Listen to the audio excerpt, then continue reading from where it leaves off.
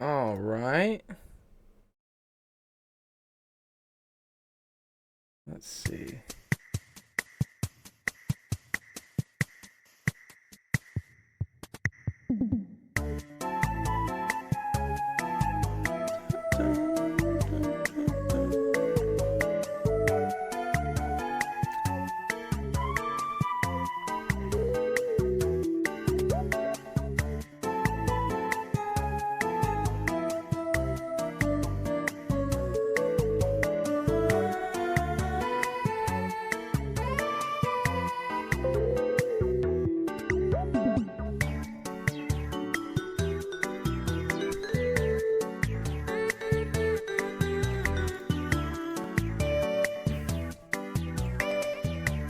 She sells seashells by the seashore. Seashore! What's up, Sensation? Sorry, I'm trying to like figure out. This should sync with OBS. I'm trying to get the YouTube live to work. It's just unable to find my. Yesterday. You know, it did, but for some reason it made the stream private. I don't understand that. Let me see. I'm trying to get it to work. Stop this music. No, wait, it's there now, but it wasn't there all day today. No, yeah, it's not supposed to be there all day today. Let me see. Okay, there we go. Oh, okay, good. Yes, okay, there we go. Now we have a connection. Okay, cool. And it's public. Okay, good. Yay. What's up, Sensation? How's it going, dude? It's all horrible.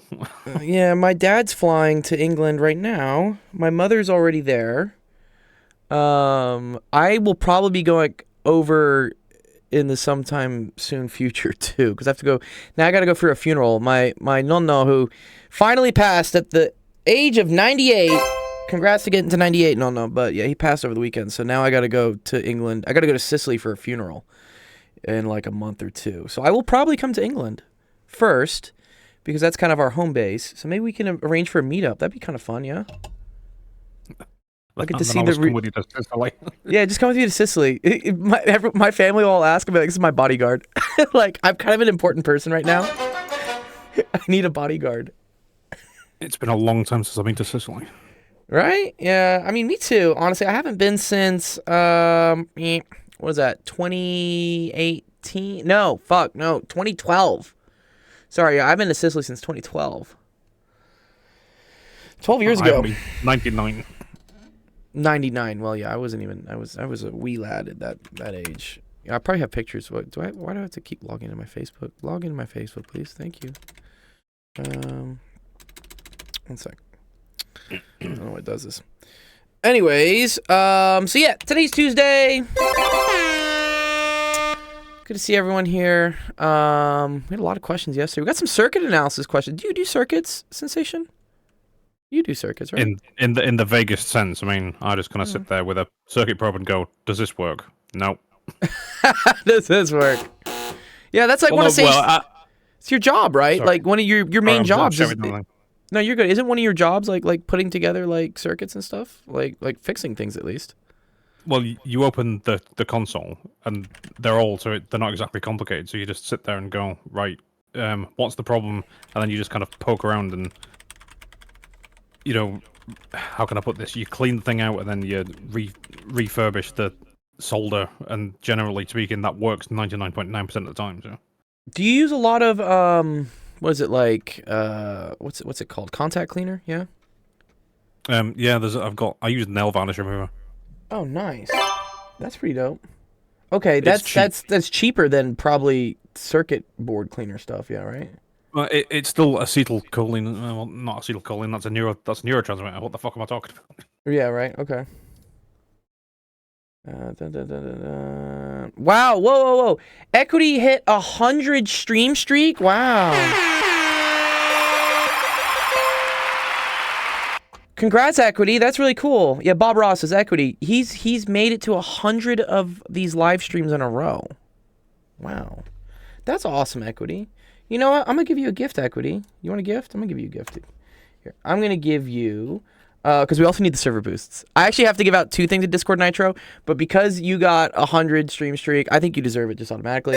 So we're gonna give you a free month of Discord Nitro. That's dope. Nice. Yeah. Oh, there's Sensation. Where's Sensation? There you are. What's he got? Oh, nail polish remover. Acetone. Nice. Acetone. Yeah, that's basically what it is. Yeah, exactly. Ingredients: acetone, aqua. Literally, that's it. It's just acetone and water. Yeah. How do I find Equity? When's the last time you've chatted me, Equity? I'm looking for you. I don't think you have in a bit. Jeff, Obi-Wan Pez. When's the last time I've actually chatted with you? I am so incredibly ginger. Yes, you do have the ginger beard going on. Oh, there we go. Okay, here we go. Let's get him. Wait, where's Nitro? Why is it just basic Nitro and Nitro? Why can't? Oh, there you go, Nitro. Oh, they made it all tricky now. One sec. Okay, here. Yeah, we're gonna do. Okay, 1 month of Discord Nitro. There you go, Equity. Congrats. Go forward. Go. Come on. Yes, there we go. You win. Very welcome. Okay, awesome. Yes. Yeah, welcome everyone back to Office Hours. We're going to go through some homework questions today. Also, we're going to do our $50 Robux giveaway. So if you asked a question last week, you got entered into this giveaway. It was who was it? Femvox donated their prize from the SAT competition, and he wanted to give it out as Robux to one of the other students. So we're gonna do that as well. To kick things off, let's see. Maybe we can do some circuit questions. Actually, where was help screenshots? There we go. Okay. Ooh, we got a couple. Ace has a good. Oh, you have a 2D projectile question. I love that. And then Mika has a question as well.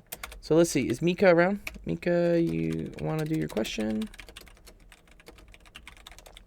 Mika's asking about the unit circle, the pi circle. Ace has a physics question.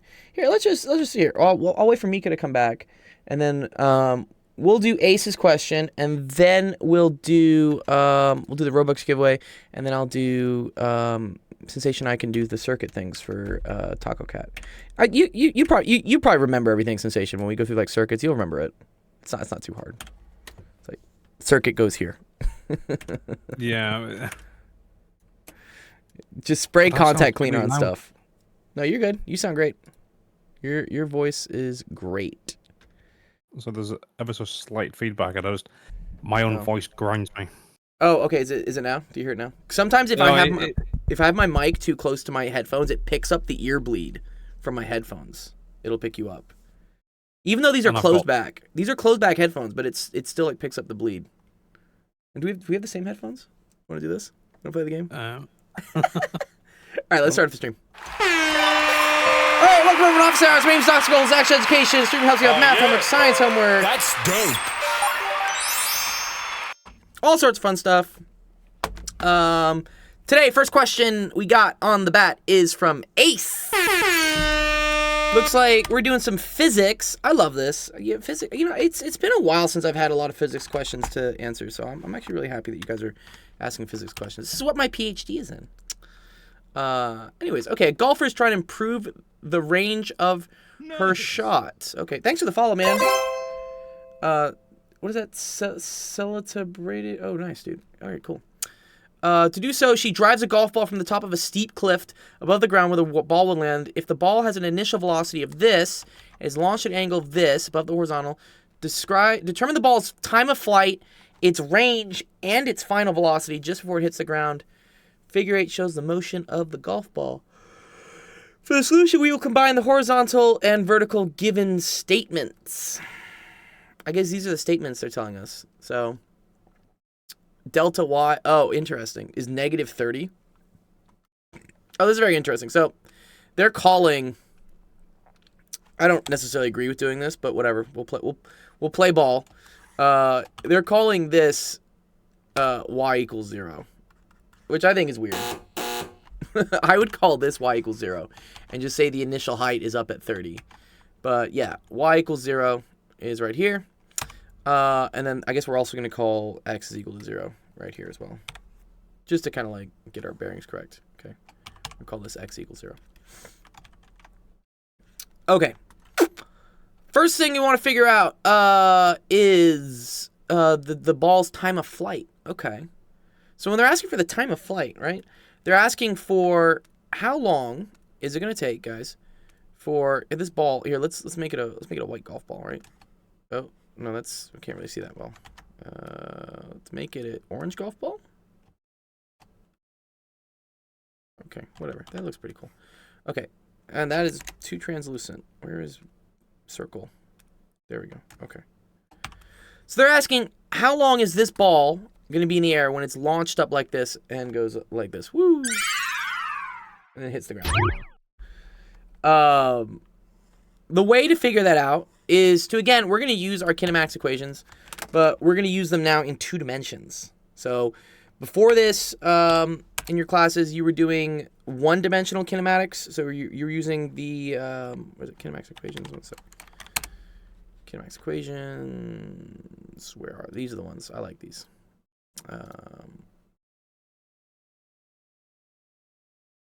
The Big Five, is that what your teacher calls them? The Big Five? What's up? I hope not. Yeah, the Big Five. Is that like was that the name for like the Maoist revolution or something? The Big Five. You know what I'm talking about? Off the top of my head, there was the Big Four. That was Metallica, Slayer. Oh, okay. Yeah, the Big Four, Thrash. That's the only big number I know. Wait, isn't there also like the Fearsome Four? Who's like the Fearsome Four? Was that a thing? Fearsome Four. I would say Tongue. Never mind. American football. American football? No, that doesn't help me out. Okay, it was something. Anyways, Furious Four maybe. Okay, so we have a couple bits of information here, right? We got a velocity initial, right? We have some distances, and we're trying to figure out time. So I need something that has time in it. So I don't really want to use this one, right? This one doesn't even have time in it, so I'm not gonna use that. What's up, Ishan? We could use this one, but I'd need to know what the final velocity of this thing is at the bottom, and I don't really know that. I mean, so careful, because sometimes students will think that the final velocity is 0 because this thing hits the ground, you know? But it turns out, in physics, when we talk about the final velocity when this thing hits the ground, it's like right before it hits the ground. So it's not going to be 0. It's like right before it turns to be 0. So, but we actually don't know the final velocity, so we can't really use this one either. Which means you can't use this one. Can't use this one. Only leaves this one. Cool. All right. So, you may notice that this says delta x, right? But our ball travels in 2 different directions, right? It travels in the x direction, right? When it's doing this, it's going like this. And it also travels in the y direction, right? It comes up a little bit, and then it comes right back down. So we have to write out our kinematics equations in both directions. That's actually what we have to do here. So the trick for this, I like to do this. I like to put a column like this is x, this is y. And then we're going to write down some information that we know, okay? So in the x direction, right, we don't really know. Let's see. X initial, we know is equal to 0. We don't know x final. Right? That's unknown. We don't know the time. The velocity initial we do know, and that's going to be equal to the velocity initial in the x direction. Which, this is what we have to go again to like kind of like how triangles work. So, when they gave us the initial velocity, they said it was 25 meters per second at an angle of 50 degrees, okay? So that means this is 25. But that velocity is in both directions. It's in the x direction and the y direction. So what we have to do is we have to end up splitting this ace. How do I split this ace? What is the velocity in the x direction going to be versus the velocity in the y direction? I see 25 sine 50. Yeah, that's one of them. Which one is that? Which one is 25 sine 50? Vy, good. Yep, exactly.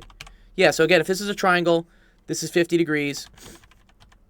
Then the sine of 50 degrees is equal to the opposite, which is VIY, over the hypotenuse, which is VI. So if you move that over, you get that VIY is going to be equal to 25 sine of 30. And then if one of them is sine, the other one is always cosine.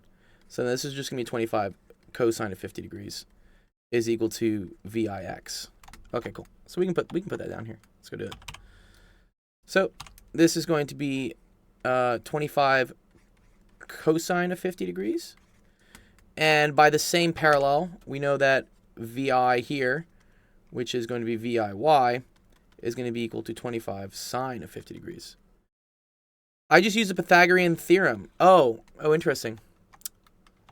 How could you use the Pythagorean theorem? You can't really use the Pythagorean. I mean, you could get. Oh, you get this one and then you use the Pythagorean theorem. Oh no, don't do that. No. Just do this, bro. Trust me. There's a reason you want to do this, Ace, and the reason is sometimes you won't know the angle, so you're gonna have to leave this as theta. And it's much better to have sine of theta, cosine of theta, because then you end up manipulating something where you do one divided by the other, and you get tangent of theta. So, yeah. You want to get in the practice of doing this. Don't do the... I know, the Pythagorean theorem is safe, but, like, don't do it. Okay, y initial, 0. Y final, we actually do know that. And it's negative 30, because this thing goes down 30. So this is negative 30. I don't know the time... let's talk about acceleration. Acceleration's a cool thing. All right, so we have acceleration in the x direction, acceleration in the y direction.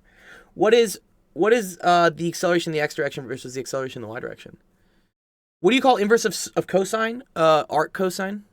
Is that what we call it? Arc cosine? You mean like this? Or are you talking about 1 over cosine? 1 over cosine is the reciprocal of cosine. That's equal to secant. Cosine never won, it's arc cosine. Yeah. That's arc cosine. Okay, acceleration. Acceleration in the x direction, that's actually going to be 0. Because, and you'll learn about this late. I don't think you've done Newton's laws yet.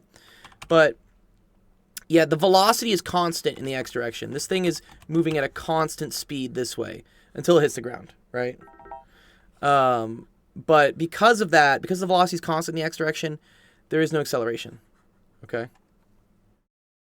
The other reason you're going to learn this is that in order for there to be an acceleration, there has to be a force. So what we learn later is that the force on an object is equal to the mass times the acceleration.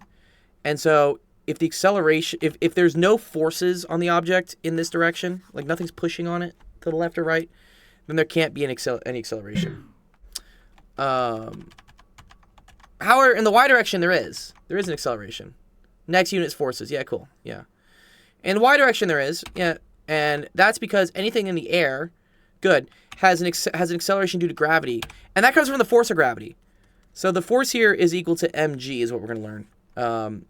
And so the force of gravity causes every object in the air to accelerate downwards, which means the velocity is always trying to go negative. It's always trying to go towards the ground. And that's negative 9.8. I'm going to forgo the units for now just because I'm lazy.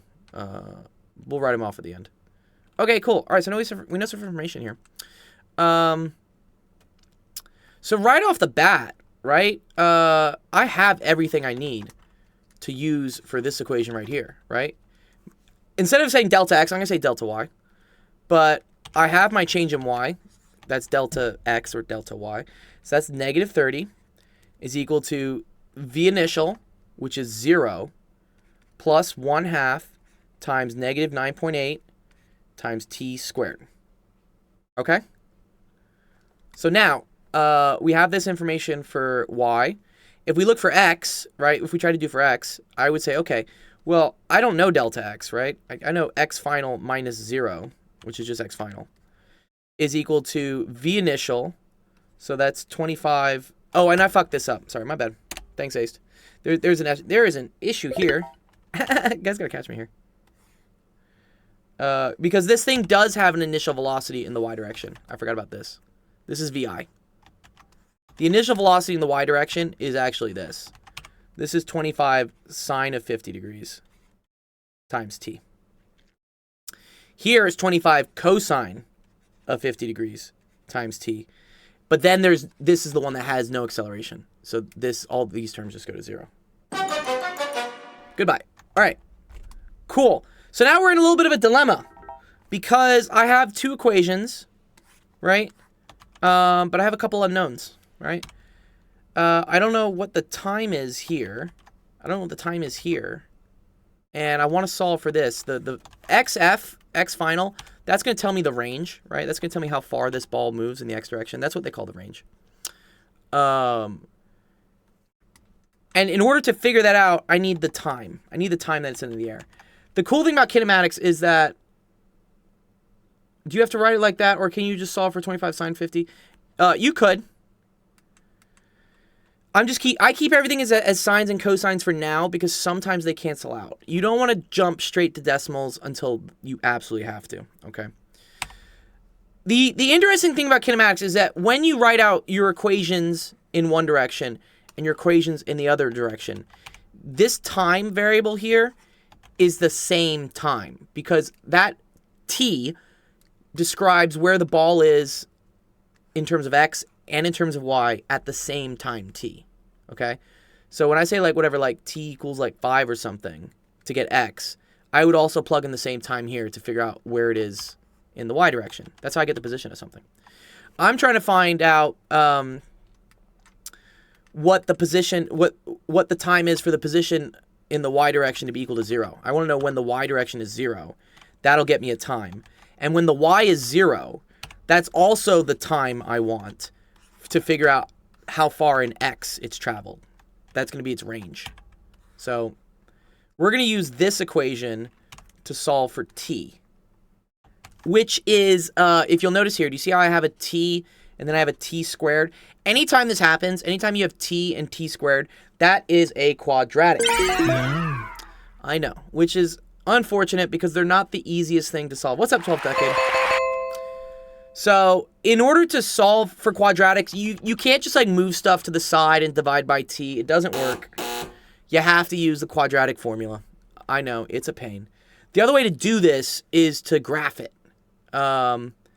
Yes, good. You can make one side 0. So yeah, we can do that. So here, let's do that. So I have negative 4.9 t squared. I'm just combining this. And then I need 25 sine of 50. Where is my calculator? There you are. Okay, so this is where you can make things decimals, by the way. 25 sine of 50. So that's 19.15.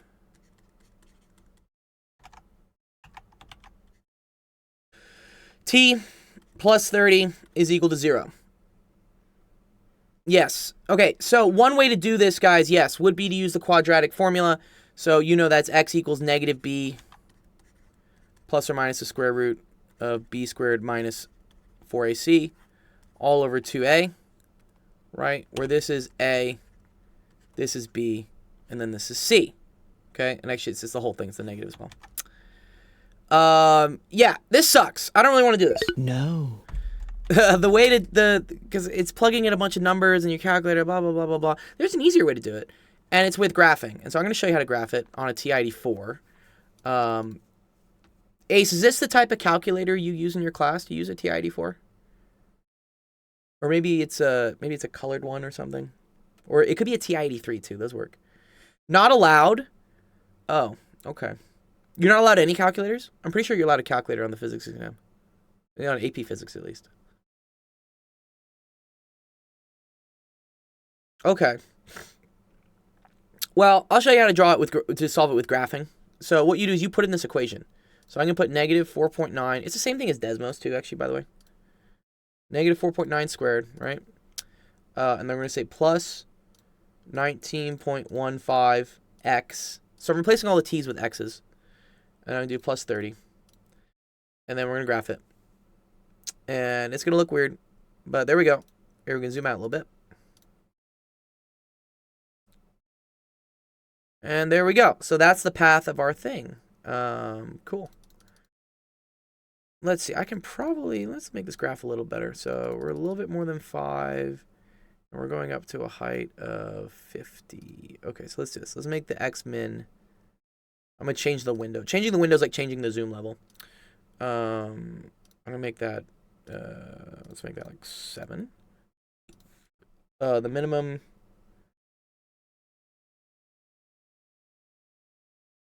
And then the minimum, yeah, that's fine. I need that calc, Lamau. Yeah.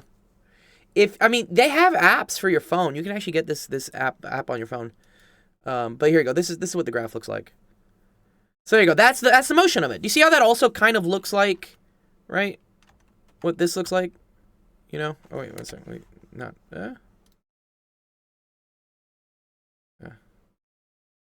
Sorry. Let me do it again. You see how that kind of looks like what this does? Looks like it looks like the same path. They banned phones in class, yeah, because you all just use ChatGPT, dude. Okay, cool. All right. So what we're gonna do next, guys, is we want to figure out when this thing hits the ground, right? And so that's when this graph is equal to 0, right? Because that's what we're solving for. We're solving for when does this function equal 0. So if I want to figure that out, you can do a thing here called you can go to what's called like second calc. You can type in 0, and then you just got to tell it to the left and to the right where you think the 0 is. So I think the 0 starts here and goes as far as, I don't know, like over here. It'll guess, and there. It gets us our 0 at 5.11. Okay, cool. So that tells me what t is. So I say t is equal to 5.11. Okay. Notice how there's actually technically another solution in negative land, but that doesn't make sense. Oh, what's up, Grim? What's up? I'm doing physics, dude. Did you get out of bed today? Oh. Did you get out of the house? Did you get out of the house today? I'm going out the house right now. Like, I'm gonna go with one of my homeboys. Okay, homeboys. All right. I hope you're gonna go do some cool homeboy stuff. Yeah. Okay. Very cool homeboy stuff. Are you going back to school yet? Damn it. No, not yet. Not yet. All right. You tell me when you're going back to school. Okay. Hablamos después. Hablamos. What is it? Mañana. ¿Hablamos mañana? Okay. Hablamos mañana cuando tú vas a la escuela. Cuando voy a la escuela, para mañana no finir voy a la tu escuela, diploma. que hablas de... No voy a hacer como tarde en octubre. Dude, October? October's when it starts? Today's already October. Like late October. Oh, late October your school starts. Okay, good. Yeah. All right. Well, be a good kid till then. But always good to hear from you, Grim. I'm glad. You just had to check in, you know. Yeah, I appreciate you checking in. Always check in, please. Like I always like to see what students are doing. But let me finish this kid's question, and then maybe you can message me when you're back with homeboy or something. Okay. Bet. All right, cool. All right. So this is the t here, Ace, right? Ace, this is the amount of time it takes for this thing to be in the air. We can then use that same t to plug in here to figure out what the range is, how far it goes. Okay? Yeah, you just d equals vt. That's literally what this is. Do you see how this is d is equal to v times t? It's the same thing. D equals vt is a simplification of this equation. You're just setting the acceleration equal to 0. Yeah. So now you just go to your calculator and you type in 25 cosine of 50. And then we need to multiply that by that 5.11. And that gets our range, which is 82 meters. Okay, so 82 meters of range. Nice, good job. And then the last part they want is the final velocity right before it hits the ground. Ooh. This is kind of tricky. Do you know how to do this one, Ace? Do you know how to do the final velocity right before it hits the ground? It's actually kind of cool. You think so? How do you think you do it?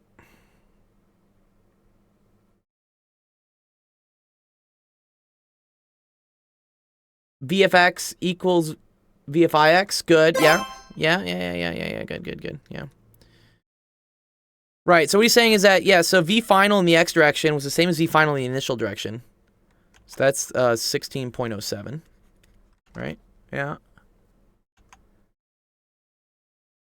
And then we got to find VFY. Right. Yeah. So VFX is the same as VIX because there's no acceleration in the X direction, right? No acceleration. No. That means the velocity in the X direction does not change. In the Y direction, it does, because there is acceleration, because there's gravity. Gravity's changing it. That's pulling that thing down. So we can use, yeah, I made all the, there you go. We're going to use this equation right here. So V final is equal to V initial plus acceleration in the time. So that's going to be equal to our V initial, which is 25 sine of 50 degrees, minus A, 9.8, or plus A, but A isn't negative, negative 9.8, times the T, which is the 5.11. Right. So we have 25 sine of 50, good, minus 9.8 times 5.11. Good. So that gets us negative 30.93. Yes, and then we do have to do a Pythagorean theorem. You are right, Ace. Yeah, because now if I draw my velocity as components here, so v of x is pointing here, and that's 16.07.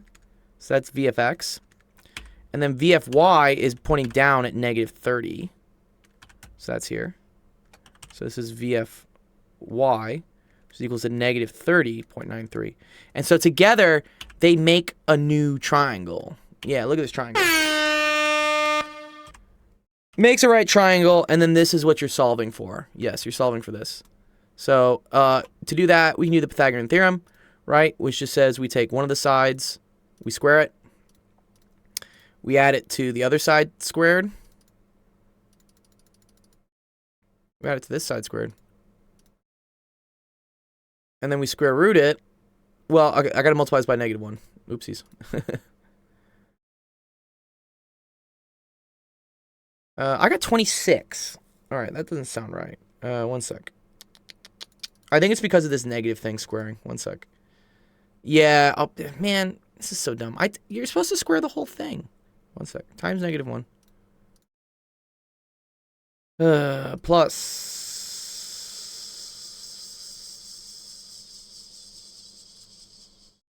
Well, actually, I want this.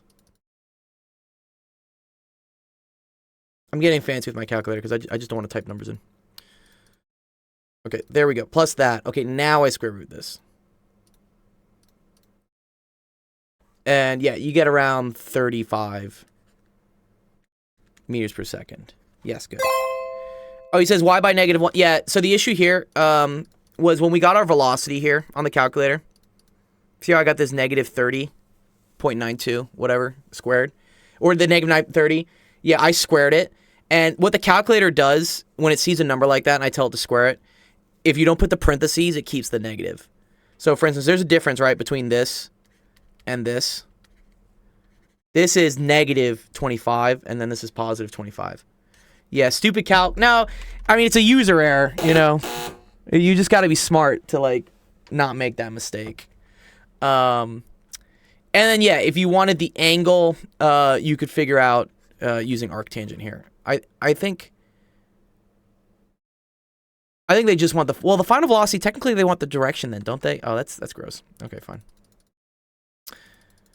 So yeah, if they ask for the velocity, guys, you have to technically put a direction as well, because velocity is speed and direction.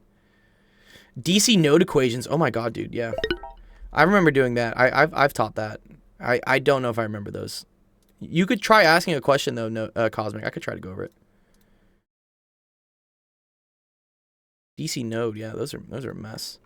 Okay, cool. So this gets to be 62.5 degrees. So then we say this would be negative 62.5 degrees because the angle is down. Negative angles go clockwise, positive angles go counterclockwise.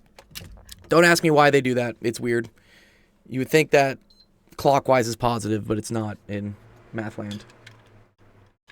Yeah. 62 degrees. Yes, good job, Ace. Very nice. You could say 62 degrees below the horizontal. I would say negative 62 degrees. I would just say negative. Yeah, down is a subjective thing. You don't want to say just negative 60. You don't want to say 62 degrees just down. People can be like, down what? Down where? Hey, we're answering today on our stream you can join the Discord if you want. Submit questions. Thanks, Sensation, for monitoring the YouTube chat. I need another monitor, Sensation. I already have 1, 2, 3, 4, 5. I need a 6th for YouTube. I need to put a 6th monitor up for YouTube now. Okay.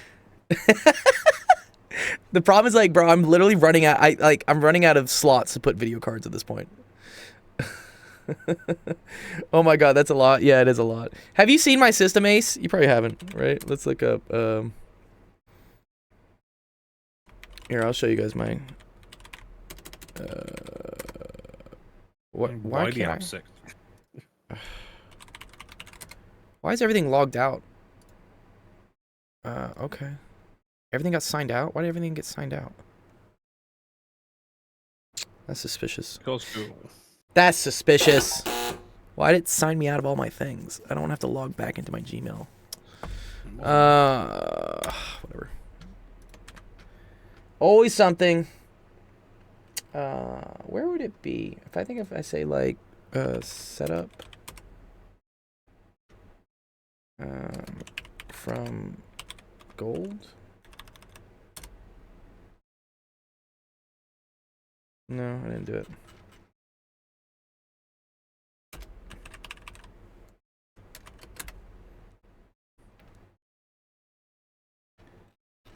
No. Many screens. Ooh, maybe here. Yes, here we go. Here, I'll show you my setup. This doesn't even include the teleprompter yet. I have the teleprompter now. But there we go. This is my current setup for screens for streaming. There's also a teleprompter. There's a new teleprompter up here at the top that I use as well. So, a lot of stuff. A lot of heat. A lot of heat gets generated in this closet. Is that a full green screen room? Yeah. There's a full green screen around here too. Yeah. It's pretty cool. Anyways, okay. I got 2 laptops. Okay. Yeah, I used to run stuff off a laptop and then like it just becomes way too much. All right, let's see. Who else we got? 12th Decade's got a good question. Good. Taco Cat's got one. Here, 12th, because you're here. Or actually, no, I said I would do the Robux giveaway. Right? Yeah, let me do that. Let me do the Robux giveaway real quick for you guys. Yes, what's up, 12th? Here, let me do this real quick. So, picker wheel. Somebody's gonna win some stuff. And then let's see who asked a question last week. 11-year-old laptop. Oh no, dude. That's way too old. Okay. We got 10 people in the Roblox giveaway. So that's going to be Ace, Cosmic, Equity, Ethan, Sean, King, Obama, OK. I don't know who OK is. Smash, and Smog. So these are all the people that asked questions last week during our office hours streams. And so we're going to spin the wheel. See who wins $50 in Roblox stuff. Let's go.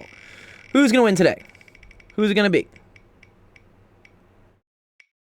Oh, looks like it's you, Cosmic. Congrats.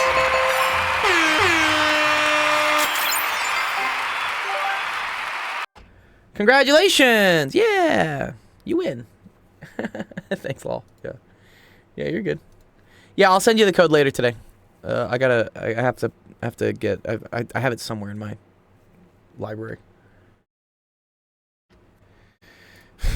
Bum, bum, bum. Thanks for asking a question. That's always the best part. Thanks for participating. Yeah.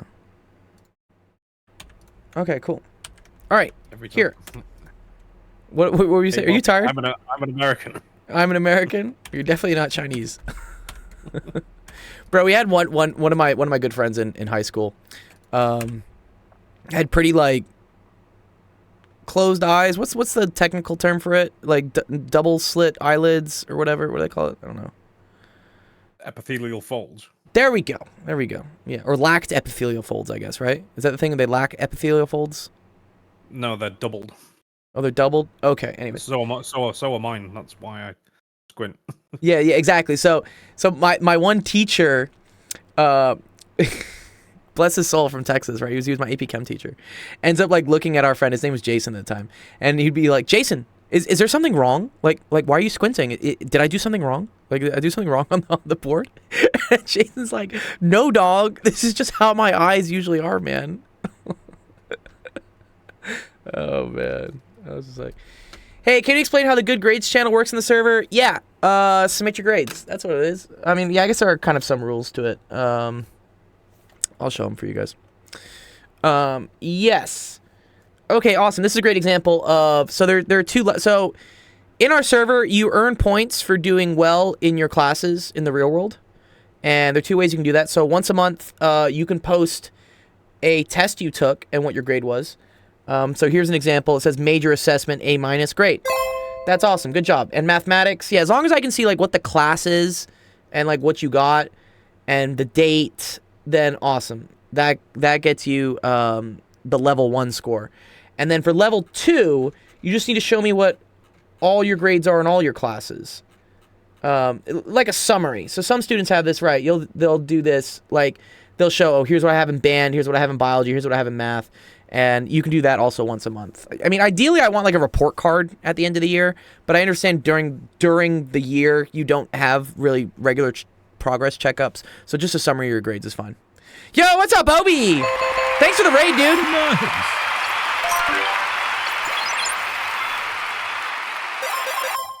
Yeah, it doesn't have to be a report card. You just got to show me that you did well on like a test or something. Yeah, some sort of grade. Yeah. Nice. Okay. Cool. All right. Let's do our next question. Finally, a 10-minute break from this 4-hour exam. Uh-oh. What 4-hour exam are you taking, Laz? What's going on, dog?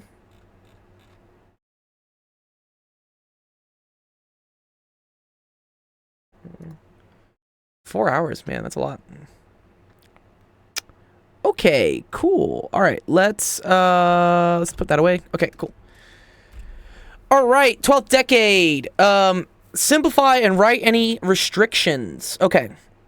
Anytime they give you something like this, what's up? Celtare Biaxido Moto. That's an awesome name. You want to explain it? I'm curious for everyone who has these cool names. I want to know what their cool names come from. If you're a friend of Obi, you're a friend of ours, though. Obi's a great guy. A couple of you have gone to get some help with him with DiffyQ. So if you ever have questions in math and I'm not here, or I'm not streaming, please go say hi to Obi. He's got a great stream that he also does some awesome stuff helping out with math. And he knows more math than I do. So if you get up to like the higher level college math classes you need help with, he's your guy. Someone was asking about like topological, like whatever, some other time. I said, go to, I guess, Eric. Eric knows about this stuff. Red Bioxado is a lowered car. Okay, cool. Celta is the car. Oh, Celta. And then Moto means style. I'm assuming this is like Spanish, right? Is it Spanish? Or maybe it's Portuguese. You think it's Portuguese? Is it Portuguese? Portuguese, yeah. You know how I kind of knew that? Because Portuguese to me is this blend between Spanish and Italian, which I speak Spanish and I speak Italian, but then I don't speak Portuguese. And I would get really confused if I learned Portuguese because the words borrow from both. Yeah. It are a funny name. Yeah, it's a funny name. We'll look. I want to look up this lowered car. In the U.S., we call this a car being slammed, or like, what do they call it? Like flush. What do they call it in the UK? This, someone's gonna hate me for this, but yeah. This. One sec. Yeah, it's called like stance, is what it's called. Yeah. This, right? This is like if a car is like slammed, is what they call it. And I guess they just drop the suspension like crazy, and then it's called camber when the wheels bend out like that. Is there a name for this in the UK? He's like, you're a fucking idiot. Illegal is probably the technical term over here. Illegal. Oh, okay. Okay, here we go. Yeah, this is where his username comes from. And then 12th, we'll do your question. I'm just curious about this. Look at that. Yeah, okay.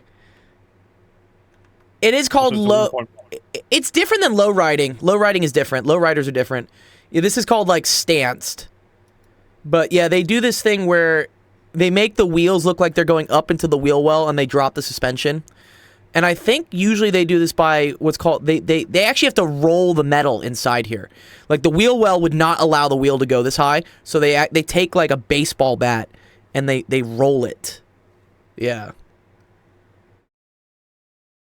Yeah. He says they're a really bad car, you know. Okay. Oh, so this is the joke. So you're taking a really bad car and you're making it like pop or like, yeah. You're putting lipstick on a pig. That's cool. Okay. Yeah, lowriders are different. That's an LA thing. I guess they kind of look the same, but there's more art. Like they do this. They do this gorgeous like art on it. You're right that the wheels are also lowered, I guess. But they're a lot more artistic. They're pretty tasteful. And then sometimes they have hydraulics is what they do. So these cars will like bounce up and down. In Brazil, we have some memes with cars. That's cool. Memes with cars. We like memes. Okay, what's up, Obama? How's it going, bro? Cooking on physics? Fuck yeah, dude. Nice. I'm not a stance guy, more of a horsepower modic guy. Yeah, cosmic. Yeah, like, yeah, yeah. It's a different point visual and like actual performance. My school doesn't let us take history and physics, so that's why I'm taking it now. Yeah, nice, Obama, dude. I'm glad to hear you're doing well, Obama. So there's Obama in the chat. Yeah, nice. Good job. Oh, tomorrow's test. Yes, good luck, dude. Good luck to you. Celta Rebiado Moto. Sensation, they're asking how many vapes do you have? One. He only has one. Yeah. Go to office. You got it, bro. Go to office hours. Yes. Dub, dude. Yeah. Good recommendation there. Yes. Okay, cool. Here, let's do whose question was this again? 12th decade. Okay. Simplify, write any restrictions. Anytime you see stuff like this, these are called trinomials. Tri means three, like tricycle. Nomials means like terms. They're like three terms. See how you have like an x squared term? You have an x to the first term. Technically, this is another x term. It's x to the 0. Anything to the 0 power is just 1. So that's why we call it trinomials. Time to factor for the 10,000th time. Yes. Oh, I helped you when you were a freshman? Yeah, I did, Obama. Yeah. Yeah, Obama, I've almost helped you for 4 years in this server. That's super cool. I think you will be the first student, Obama, to start high school in my server and finish high school in my server. I think that'd be really cool. We'll have to get you another special role. Like, I don't know, high school speedrunner. Obama's been here for a full term? Damn, yeah. What's up, Pensender? Yeah. Good to see you, dude. I appreciate the pictures of your flowers. The ladies, as they call them. I joined this in grade 9. I'm old, bro. Dude, bro, I'm old. Dude, yeah, and actually Sensation, like, takes the cake on the oldness. Yeah, you're not allowed to say you're old. I'm going gray and everything. Yeah, I already, yeah, I have to dye my beard, otherwise my beard goes gray. I don't like the gray beard. I'm not a fan of it. Yeah. I think I'm going grey anyway. I'm not actually sure, to be honest. Yeah. It happens. I have a lot of stress in my life, so I go gray early. Gramps. I am Gramps. Yeah. Okay. Yeah. So let's factor. What was that, Sensation? It's just like, what you say, Sonny? What you say, Sonny? Get off my lawn. I love that. Yeah, that film is just so angry. Yeah. According to ChatGPT, the correct way to pronounce it is "Hey" by Shado. Yeah, that's it. Okay, yeah, the XI is a sha. Okay, that's what it is. Which is almost like Chinese too, I think. Okay, 12th. How do I factor this? How do I factor this stuff? What do we do? There's some tricks to this. This one's not so bad to factor, right? Anytime there's a 1 in front, I get so happy. That's dope. Because all you have to do is figure out what two numbers, like, multiply to 12, and then add to -8. So that's what you do. You check, like, okay, what gets me to -8, and then what gets me to 12, right? So, off the top of my head, right, two numbers that add up to 12, yeah, -6 and -2. Excellent. Yeah, exactly right. Look, -2, -6, right? -2 times -6 is positive 12. -2 plus -6 is -8. Awesome. Okay, so now we know, right? This is going to be, what's that? X minus 2, X minus 6.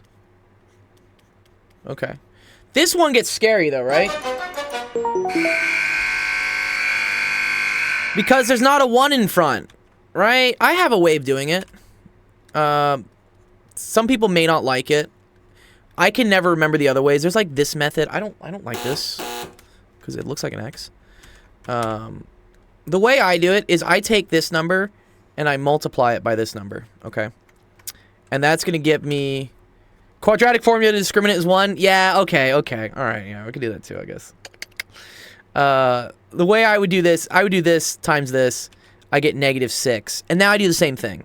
I say, okay, what two numbers multiply to -6, but add up to the middle one, which is -5. And then I'll show you the trick with what I do next. Yeah, 12th Decade's got it, yeah. We'll see how we get that. My voice cracked. Okay, so I feel like if I do -6 times 1, right? That's -6. And then -6 plus 1 is -5. Okay.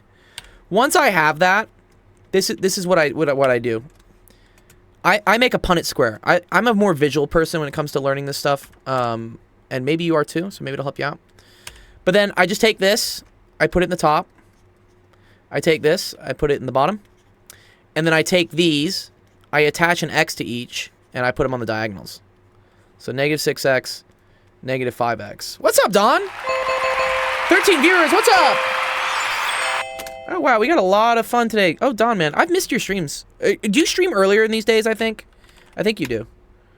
But yeah, shout out to Don. Don's a great guy, awesome. Yeah, we love Don. Awesome source of math help. Great player of, what is it? DayZ. Yeah, DayZ. Great player of DayZ. Are you still playing DayZ? What's up, Femvox? Good to see you too. And Zach's here too. Yeah, what's up? Nice. Yeah. Oh, I've been streaming a little bit less. Yeah, still doing DayZ. Sweet, man. Awesome. Yeah, we're just doing what are we doing? A little factorial question here. What's up, Gold? Yeah, happy to see you too, Fembox. Thanks, man. Appreciate you. We were talking about like factoring stuff when the first number isn't 1. So the way I usually do it is I do this times this, and then I kind of like factor that number, and then I break it out into a Punnett square. They also will do this without doing the Punnett square. They'll do it this way. They'll take this, and they'll say, okay, all we're doing is dividing this -5x into, wait, I messed this up, sorry. I messed this up. I want to take this, put x, put it here, and then I want to take this and put x and put it here. Sorry, this is +1. I messed up. Okay, this is +1. I got excited with all the raiders. Yeah, trying to explain it. Yeah, so what you can do is you get your two numbers, right? -6, +1. You put them on the diagonals with an x, and then keep the original terms on the top left and the bottom right. And then it becomes like a Sudoku puzzle, which I'll show. The other way to do it is to rewrite this -5x as -6x plus 1x. So all we did is we just split this up, right? Because -6x plus 1x is -5x. And then to also write the -2. And then what you do is you try to factor this. So you try to pull something out of these two, which in this case would be pulling out 3x, which would leave you with x minus 2. And then from here, you can pull out just a 1, right? So we can say just plus 1. And that also becomes x minus 2. And now what you have is, right, you have a times b plus c times b, which is the same thing as a plus b, or a plus c, sorry, times b. So in this case, it becomes 3x plus 1 times x minus 2. I don't necessarily like this because sometimes the negatives mess up here, and you have to know to pull out a negative one to make this one the same as this one. So it's not necessarily always intuitive. The way I do it with the Punnett square here is I just look at any sort of row or column, and I just try to pull out the most stuff I can from that. So right here, the most I can pull out, right, is a 1x. Right, I can pull an x from here. I can pull an x from here. I can't pull a 3 from here. That doesn't work. So I'm just going to pull out x. And then it becomes kind of like a reverse engineering thing where I'm just trying to figure out what times what gets me the middle thing again. So x times something gets me 3x squared. So that would be 3x. And then I move down to the next thing, right? 3x times something gets me negative 6x. That would be negative 2. Negative 2 times something gets me negative 2. Well, that's just 1. And then you can always check this. Look, x times 1 gets me 1x. And now you're done, because now these are your factors. So you have x minus 2, 3x plus 1, which is the same thing as we got here, right? So we're doing the correct stuff, yeah. All right, so now that I have that factored, right, we have this. What do we have? X minus 2, 3x plus 1.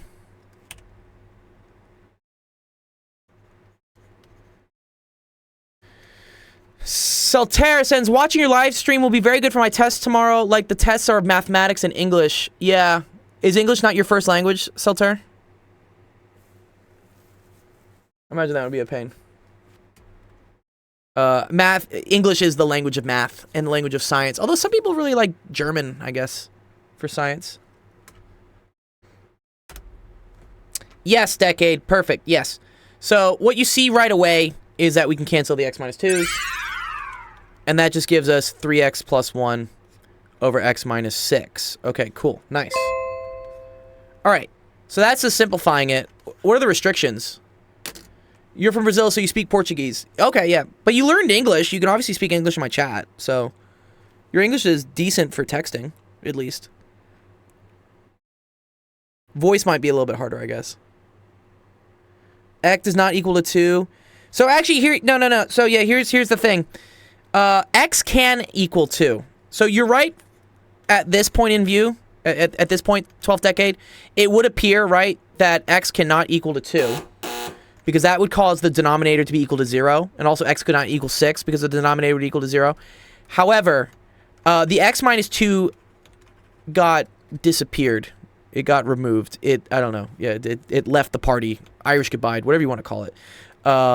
So that's called a removable discontinuity. So you can say this. You can actually say removable discontinuity at x equals 2. But the only restriction is that x equals 6. That's it. That's the only restriction that still stays. Yeah. You will learn this in calculus, guys. This is a calculus concept. When you start doing limits and things, and they want you to figure out where the asymptotes are, where the discontinuities are.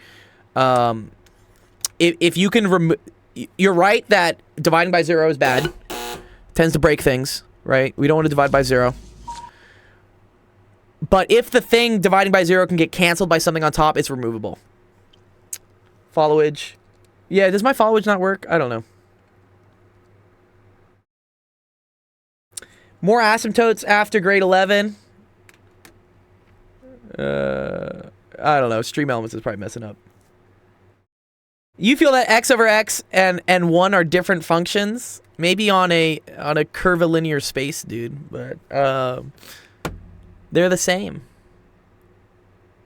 R.I.P. Anyways, okay, cool. Great job. There, 12th decade. Yeah, nice, dude. You get a Boncorn for that. X minus 2 over X minus 2 certainly grows at the same rate. Yeah, I agree. Now, I mean, where these are different is actually, that's funny. I was working on this with a student the other day. This is not the same, though, right? This does not equal 1. Turns out it equals plus or minus 1, depending which way you're coming from.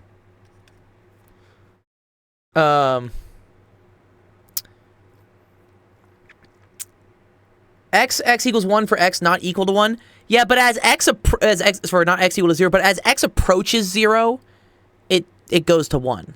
So it basically is. You can't plug it in, but for all intents and purposes, like it basically is 1. This graph ends up looking I think it's something like this, right? And where this is like 2, and then this is positive 1, and then this is negative 1. This is an example of something that looks like it should just be equal to 1, but by the limit definition, it isn't, right? If you come from the left, it's negative 1. If you come from the right, it's positive 1. I can explain that later. That's a cool calculus concept. 12th asks, Gold, what's the AMA podcast hour? Good question. So that is a stream that I do on Fridays where we have guests come on to the Twitch, and you guys get to ask some questions. And so a lot of times our guests are people with cool backgrounds. We've had people that have been math professors, people who have been professional soccer players, people like Penn Center who have also redeemed baby voice and made my voice go in a very high pitch. But yeah, we had a therapist on at one point. We had quantum gravity research. We've had a lot of cool guests during the year. I kind of took a break from it over the summer because I was busy with other things. I am going to restart it this fall. I'm going to start sending out requests for guests. So yeah, it's in the schedule. But wait for me to make an announcement when I know for sure I have someone on Friday to interview for you guys. They are very fun. And we give out prizes and stuff, and it's cool because AMA means ask me anything. You can ask our guest whatever. I mean, within reason, as long as it's like safe for Twitch. Don't get me banned. But it's a cool way for students to figure out, hey, how did you adults do this whole life thing? Like, what was your path? It happens on Fridays, usually at 6 p.m. Pacific, which it will be 9 p.m. Eastern time. Yeah. That's when it is. Okay. Cool. All right, let me get another question going on. We have some circuits we got to go through. Will it happen this week? Probably not, because it's Tuesday, and I usually need a couple days to confirm a guest. But I will get guests for this fall. We've had a lot of the people actually here in the chat have been guests. So we've had Penn Center be a guest. We've had Zach be a guest. We've had Obi be a guest. Don, you want to be a guest? Don, you want to come on my podcast? And then we can start doing repeats. Penn Center was like my very first one. And we had so much fun during that. We've had a lot of cool guests here. Yeah. What's up, Falcon? Yeah. Falcon's our resident tree person. Resident person of the trees. I would, but I feel like I'm too boring. I don't know what to talk about. Oh, no, don't worry about that. You are not too boring, Don. Don, you are an interesting person. Dude, what? If Penn Center says I can show off my plants. I think that would get us kicked off of Twitch, though. You showing your plants. Okay, this is cool. Salah has a question. I might need... Does anybody here speak French? I think this is French, right? Can I identify as an ent? Yeah. All right, thanks, 12, dude. You're very welcome, dude. Thanks for coming by. Oh, yes. Yeah, wait, Penn Center, you speak French. Aren't you from the French-Canadian part of Canada? Oh, I need this. I don't... Well... So, I think I could also use ChatGPT to translate this, right? Exercise 2.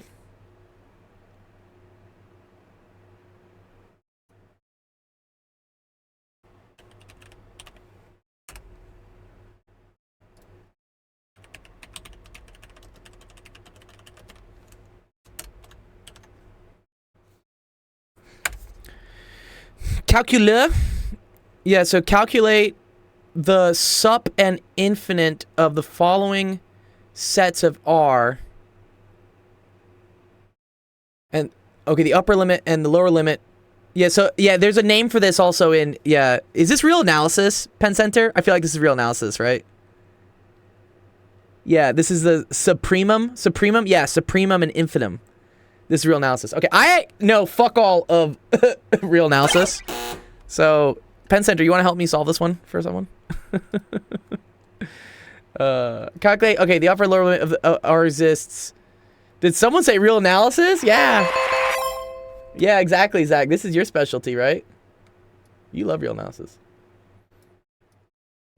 So it says, I'm going to try to do this. So this is A plus, is this Bn over N? Get Zach on the phone. Get Zach on the phone. Get him in here right now.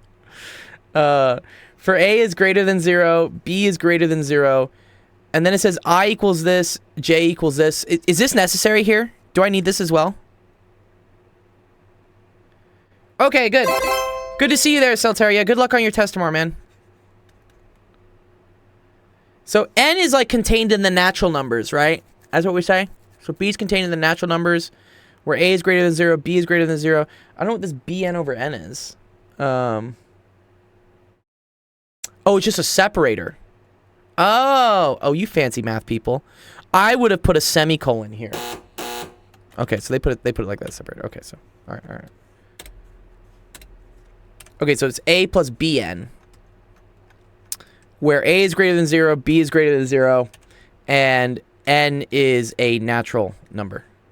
Or what's the fancy, like that? This is limsup. What is limsup? What does limsup mean?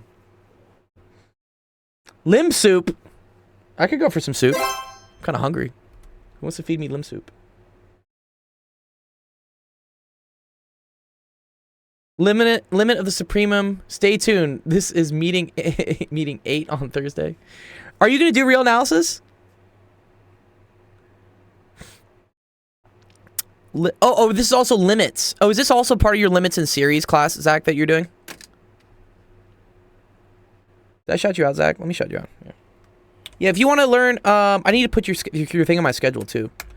Oh, that's awesome. Yeah. So, Zach is Eat of the 2i Pie is doing a limits and series, infinite series class on Twitch. So if you want to learn math with Zach, that's his Twitch. I need to put your schedule on my bot so I can tell all the kids. But yeah, and that's actually what Zach's whole, I think your dissertation was about, right? How to teach this, like, to people correctly. Yeah, it's cool. It's one of the more complicated things.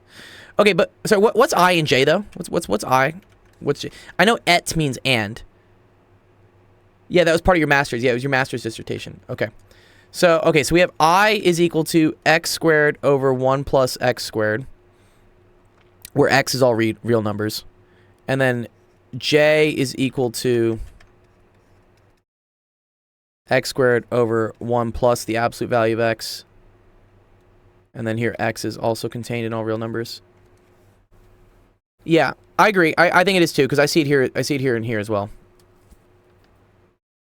But then, what is I and J? What's going on here?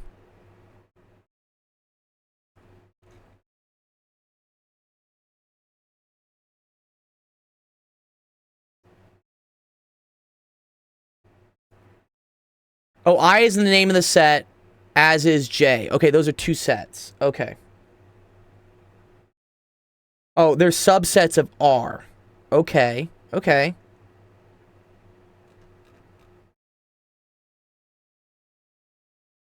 Oh, they're all. Oh, okay. Oh, B, I, and J are all subsets. Oh, I see what you're saying. So does what does supremum and infimum mean then? I don't. Do I want to learn it real quick? Someone want to teach it to me real quick? Let's use ChatGPT. That's tonight. It's the greatest upper bound.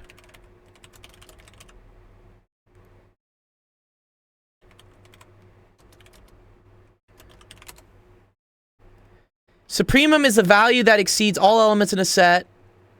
Wait, least upper bound? That sounds like a double negative. Okay, the least upper bound and the greatest lower bound. Oh, okay. Oh, okay, okay.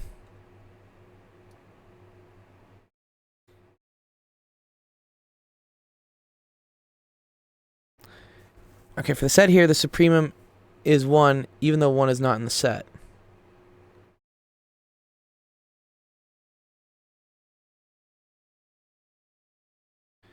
Okay.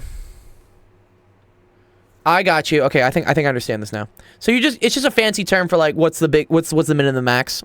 Is that really what it is? Kind of, yeah. So,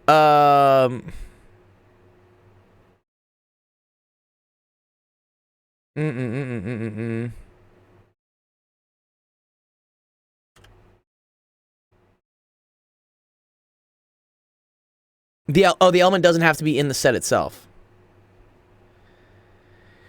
Yeah, well, I mean, what I see here, right, is these are both greater than 0.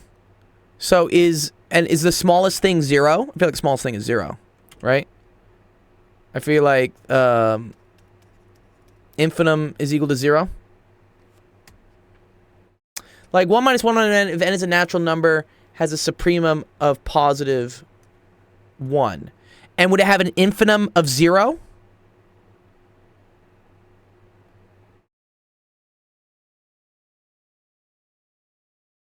Does n start at 1 or 0? N is a natural number. So I feel like the infinitum is 0, right? Because at some point, there's slightly greater than 0.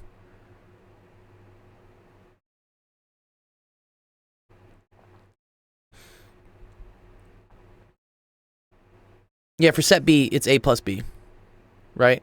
Because n is a natural... Is 0 a natural number? Wait, is 0 a natural number? Oh, they don't include 0. 0 is not a natural number. Wait, so but that's outside the set.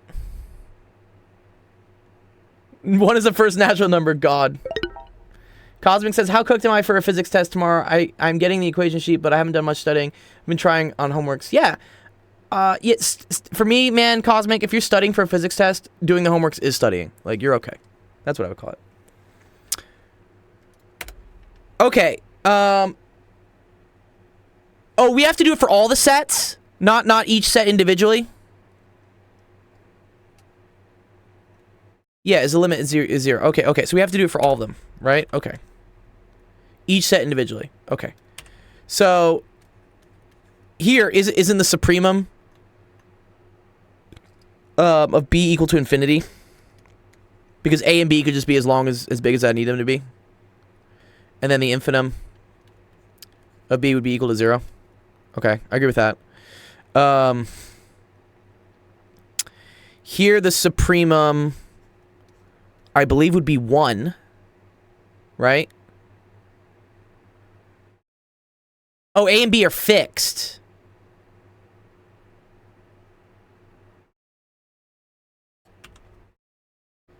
Oh. I agree. Okay, I see what you're saying.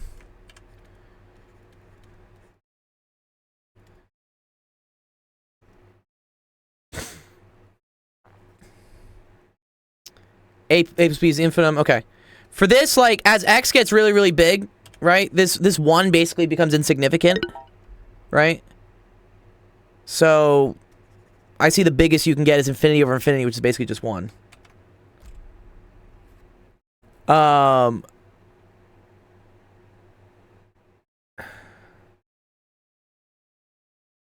then if they're small...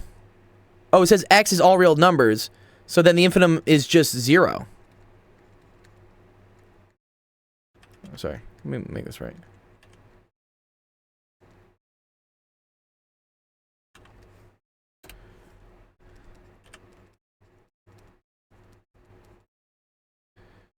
That makes sense to me. Okay, cool. I'm learning real analysis. Wow, see? We learn something every day, dude. Okay, this is weird though. All right, 1 plus the absolute value of x. X is all real numbers.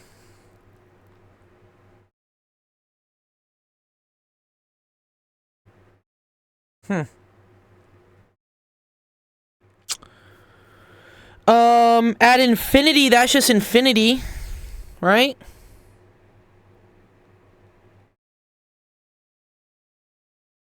Yeah, right? Well, yeah, yes, because even if this gets down to 0, yeah, 0, right? Because if I make this negative, that's positive, that's positive. Yeah, you're right. Okay, cool.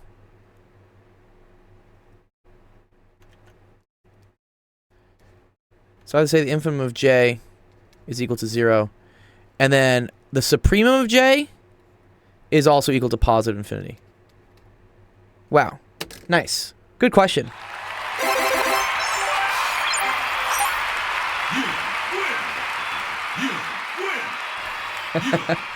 I win knowledge. Thank you, guys. There is one more, but it's cut off in the screenshot. I can't see it. Yeah, here. Yeah, thank you, Jeff. Well, thank you all of you guys. What? You all get saves, dude. Pen Center, you've only saved my server once, dude. There was... Nice. There you go. Yes. Awesome. Oh, does leaderboard not work? Maybe it doesn't work. But okay, cool. Awesome. Thanks, guys, for teaching me that. That was fun. See, this is why I love this community. It's just like, you know, we all have different skills and stuff. You know, I've helped Pen Center out with physics. And yeah, these guys helped me out with real analysis. I never took real analysis. That was my upper limit, or should I say, my supremum of math classes. I stopped at complex analysis. How long's the queue for the questions? I don't think there's really a queue at all right now. You want to post a question? Let me post this for someone. Salah is who I just helped out. So, yeah. You got it. All right, equals. If you have a question, equals. Are you part of our Discord? Discord's the easiest way to submit questions, unless you want to type it out. You can type it out if you want to. But there's a Discord where you can post a screenshot of it. Okay. Go for it. I'm gonna give this to Salah.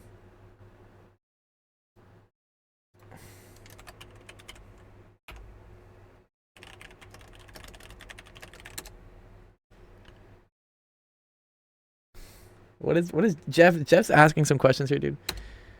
Oh yeah, post it in the screenshot section. Thanks, yeah. What's the formula for the Great Circle Bath between two locations on Earth, Dr. Gold? The Great Circle Bath? What the fuck's a circle bath? Like a bubble bath, but with circles?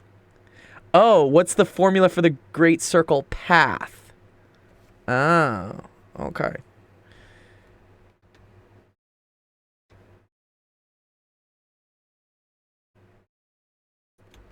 So I assume... Yeah, Jeff's always asking these funny questions about, like, non-Euclidean geometry or something. But I guess we would have something like this. Is this... I'm trying to draw my Earth today. No, she's not earthing. She's not earthing. It's something like this, I guess. Can I do it? There we go. There we go. There we go. No.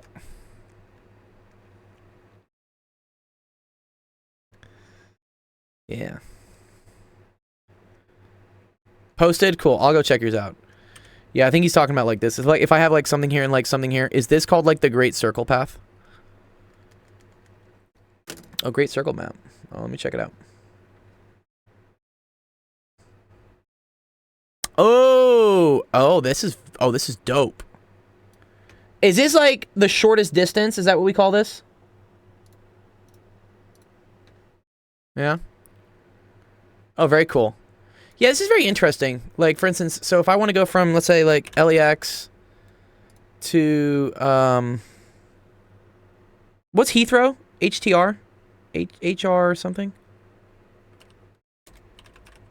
Oh, LHR, yeah. It's kind of cool. You almost go over the North Pole. So this is, yeah, Los Angeles to London. Just to, you know, technically the supremium does not exist in the real numbers, but it does exist in the extended real numbers. Oh, okay, okay, cool. All right, here, let's have a okay with this question. All right, given the graph, match the correct equation from multiple choices below. Okay. Cool. Oh, I see. It depends on the rules. All right. Is it cotangent, tangent, or something else? Okay. The first thing I notice here, right? I always like to just like plug in points and just try to see what's going on. So I need at x equals 0, I need y to equal 0. So let's just kind of look if this makes sense, right?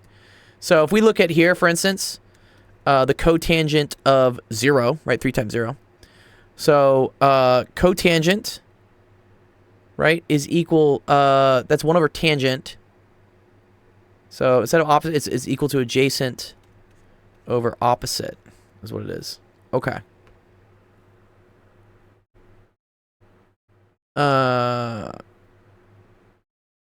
Adjacent. Oh, so I need the adjacent to be equal to 0. Okay. If the adjacent is equal to 0 on a unit circle, yeah, I believe it is actually undefined, isn't it? Right? Cotangent of 0 is undefined. Yes, because sine of 0 is 0. Yes, I agree. Good point. Yeah. So, yeah, good thing about cotangent. Cotangent is, yeah, technically cosine of theta over sine of theta. Right? So that would be equal to the cosine of 0 over the sine of 0.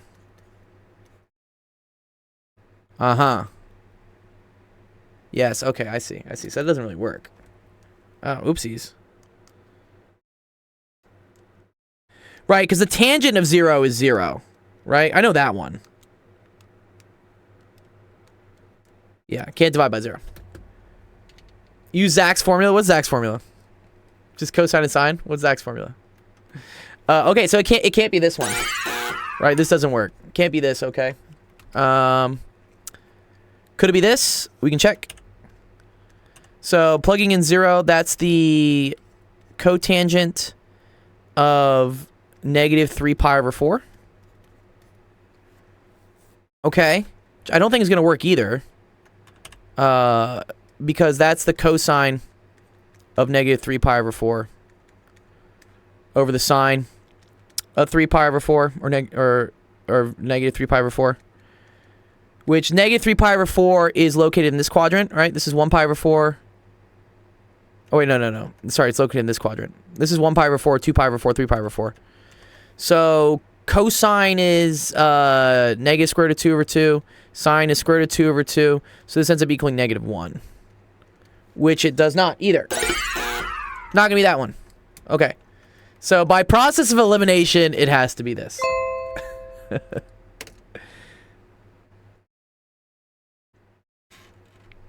Does that make sense? Equal? Why it has to be that one? I think it just has to be that one. That's by process of elimination. Okay. I think the proper ways. How's it in the second quadrant? Oh, okay. So yeah, what I did was, I plugged in x was equal to 0 here, right? So that was the negative 3 pi over 4. Is it? No, I think it's the second quadrant. Oh, sorry, it's backwards. Yes, no, you're right, dude. It's not going this way. It's going this way. Sorry. Yes, thank you. Good job. Yes. Yeah, my bad. Well, whatever. It's not 0. In this case, it's negative 1 over negative 1, which is positive 1. Yeah. Yeah, you're right. Yeah, good call. It is the third quadrant. Yeah, whoopsies. We all make mistakes sometimes. It's totally okay. Okay. Cool. I mean, the real way to do this is to, like, know what the graph of tangent of x looks like. You should know these. Graph of tangent of x. Which is this. And then because you should know what the transformations are. So this put a negative out front, so that flips it. Oh wait, that's not the right thing, sorry. There you go. So that flips it over the y-axis. And that's why instead of doing this, it ends up doing this. And then the 3 on the inside is going to decrease the period by a factor of 3 because it's greater than 1. So instead of the period here being pi, it needs to be pi divided by 3, which it is. It would just ask for the equation. Okay. Well then, yes, given the equation, you need to identify first, right? If it's doing this, then it has to be tangent or cotangent, okay? If it's going from up to down, that's cotangent. Sorry, that's negative tangent. And then if it's going from down to up, then it's positive tangent. Cotangent looks different, right?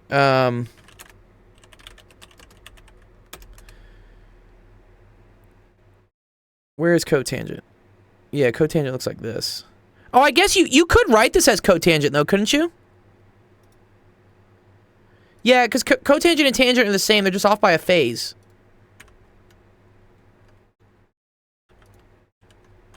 Yeah. Yeah, right? Okay. So this actually could have looked like cotangent, but it didn't have the right phase difference. So, yeah, it would need to come over by pi over 2, right? This form they have here, they have it going to the right by pi over 4. I need this to come over by pi over 2. So if you wanted to fix this one, right, this would just need to be pi over 2. And then you'd have the correct shift. Yeah, you could also write it as sine and cosine. Yeah, you could. I have a whole video on doing this for sine and cosine. I don't know if I did one for tangent yet. Let me see. Here. It'll just help you out. Where's my one where I did?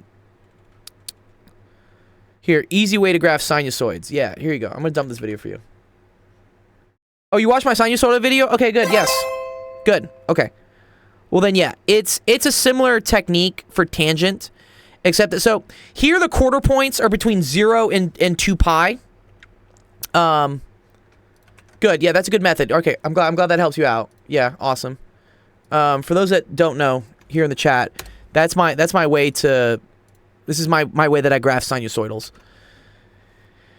But tangent is periodic every pi. So, all you need to do is figure out where your answer is equal to 0, where it's equal to pi. Or where the argument is equal to 0 and where it's equal to pi, okay? And then you just need to figure out the halfway point, which is pi over 2. That's it. Yeah. It's the same thing for cotangent. I believe it's the same thing for secant. Is secant periodic every pi?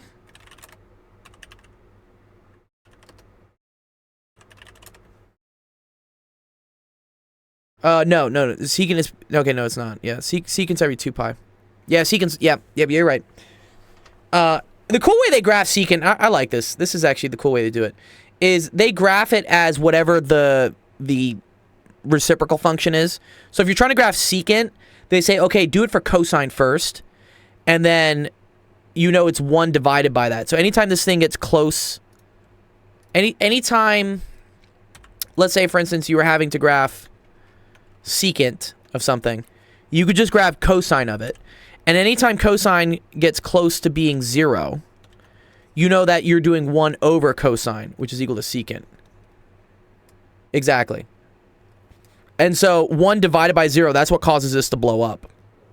And then you know every time the cosine is negative, and it's reaching its maximum negative number, then that must be where like it hits like here. Yeah, you just do this. This is pretty cool. I just find the vertical asymptotes. Yeah, you can do that too. But your teacher might be asking you about this, by the way. They might ask you what this is. So it's kind of handy to have that number, I guess. Yeah. Okay. That's a good question. Cosmic, do you need any help for your physics test coming up? I'll help you out, dog. Good job, okay. Let me know if you have any other questions about that. That's a good question. I like that one. How long have you been streaming for? Hour 30? Yeah, you can ask whatever you want. Yeah, dump them. Dump them.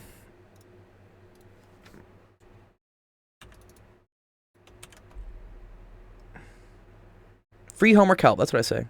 Anyone else? Yeah, if you're in the stream and you need help with a quiz coming up or you got an assignment due, join our Discord. It's right there. And then you can post screenshots in the help screenshots channel. So this is an example of this channel we have that people are posting their stuff. Could you show the triangle inequality doesn't work for hyperbolic three-dimensional geometries? Jeff, bro, I can't wait for you to stream. I can't wait for you to stream, Jeff. When are you starting your stream, Jeff? I'm gonna come by your stream and ask so many great questions, Jeff. Never. No, we need to get Jeff streaming. I've made too many enemies. We'll just change your name. It's okay. Okay. Okay, he's gonna post another question. While I wait for him real quick, I think Taco Cat had some circuits questions they needed help with.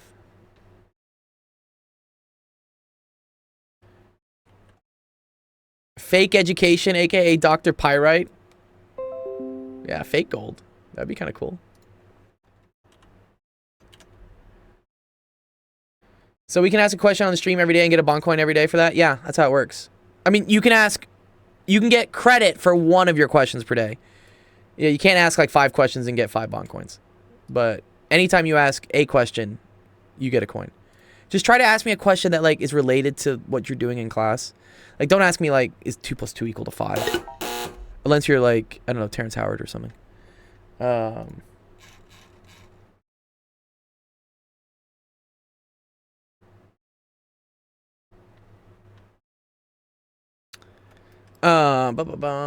mean, I have questions.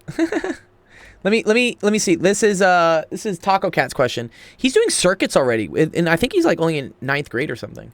All right, equal posted yours. All right, let me do one of Taco's, and then I'll do yours equal. All right. So it says 3-celled battery, 3 lights, and an ammeter that measures current through the lights. Okay, so this is a cell. Cell means like, I don't know, like wafers, like batteries, I guess. So 3-cell means it must be this. So 3-cell battery. So that's got to be like this.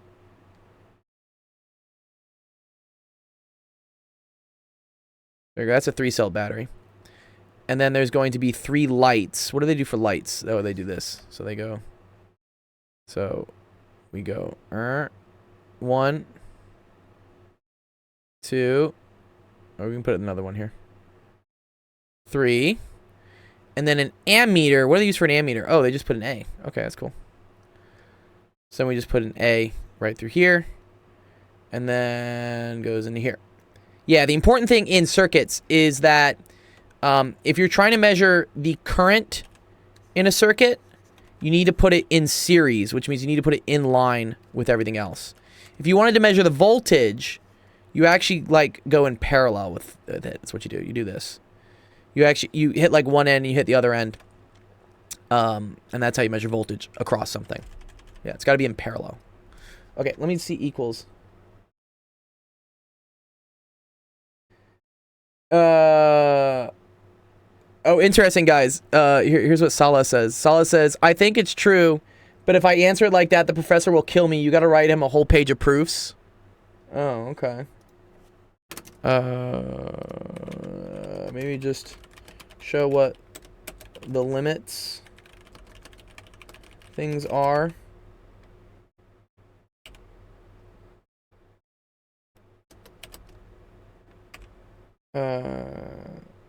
At n equals, or was it?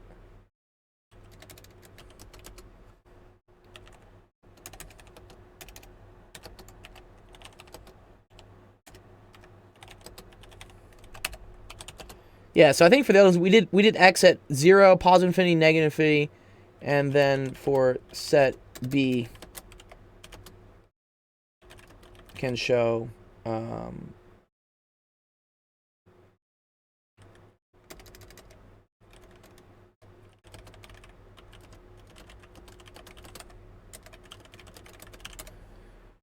Yeah. This phrase is ambiguous. Yeah, I agree. Like, what's a whole page of proofs? What is a whole page of proofs?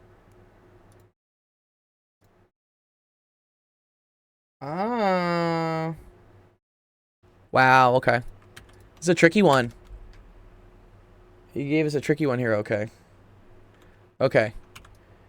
Graph f of x is equal to 4 cosecant. Is that cosecant of absolute value of 2x? Is that true? Plus 2 on the interval of negative 2 pi to pi? Oh, wow, okay. Alright, fine. Okay. So I'm gonna do this. And plus 2, right? This is a vertical shift, so I'm gonna put a vertical shift up at 2, just to make myself happy.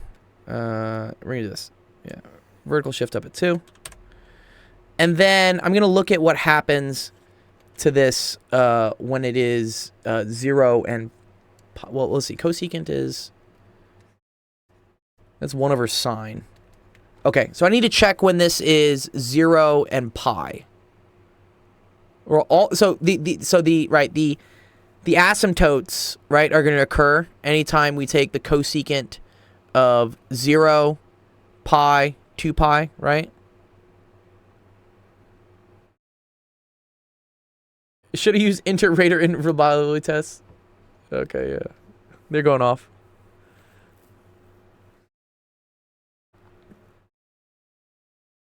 That's nuts. 10 out of 10, 4 out of 10. Wow. Okay. Okay. Let's see. So my asymptotes, right, are anytime this is equal to n pi, basically, right? So 2x is equal to n pi. So I say that x is equal to n pi over 2. So I'm going to start drawing those as things. So let's say this is like pi over 2, pi, 3 pi over 2, 2 pi. I'm going to say this is negative pi over 2, negative pi, negative 3 pi over 2, and then let's put another one here. Say negative 2 pi.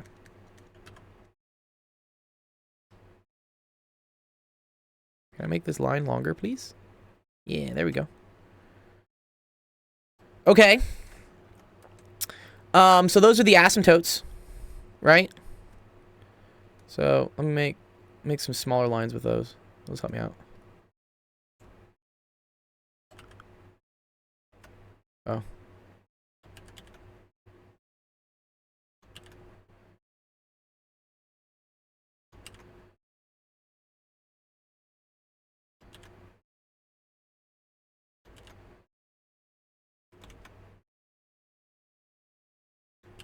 This one's gonna look weird, actually, because that absolute value is gonna mess some shit up, for sure.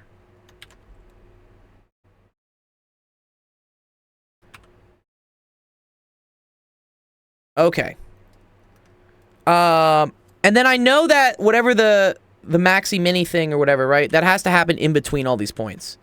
So that's gonna end up happening at like 3 pi. So I'm gonna see if there's like a pattern first. Okay. So I know that something has to happen at 0. So if I take, oh, and this is also an asymptote, sorry. Not 0. This is also an asymptote. Okay, cool. All right. So we have to look in between. So in between 0 and pi over 2, like smack dab in the middle, that's going to be pi over 4, right? So if I take 4 times 1 over the sine of pi over 2, and I do plus 2. Oh, I see. And then the cool thing about the absolute value is, like, whatever the values are here, they're going to mirror on the other side. Right? So whatever I get for pi over 2, I will get for the same for negative pi over 2. And whatever I get for pi, I'll get for negative pi. Because this will always force it to be just the mirror image x value. Okay. That's cool.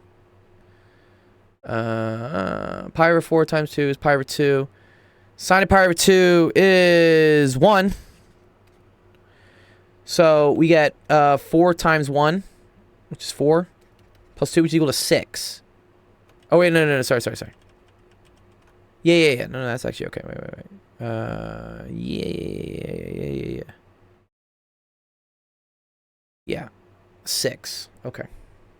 So now we gotta go up. Oop.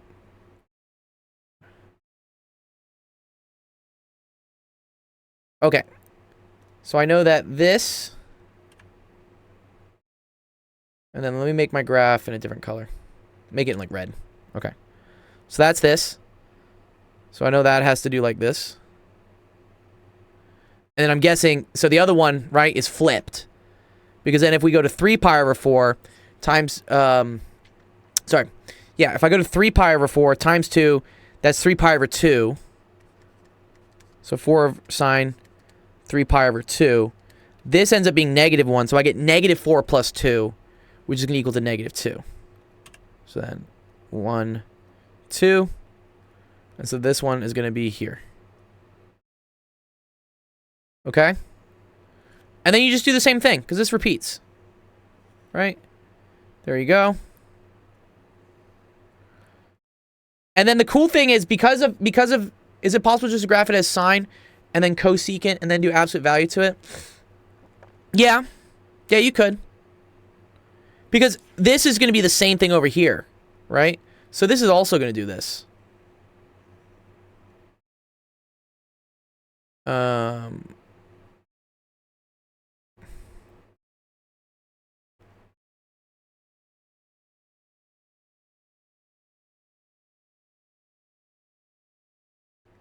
Yeah.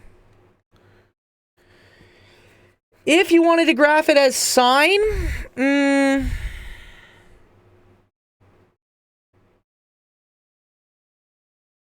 yeah. Because sine would usually look, you could do that as well. Because sine would usually look like this, right? Like that. Well, whatever. Sorry, look like this.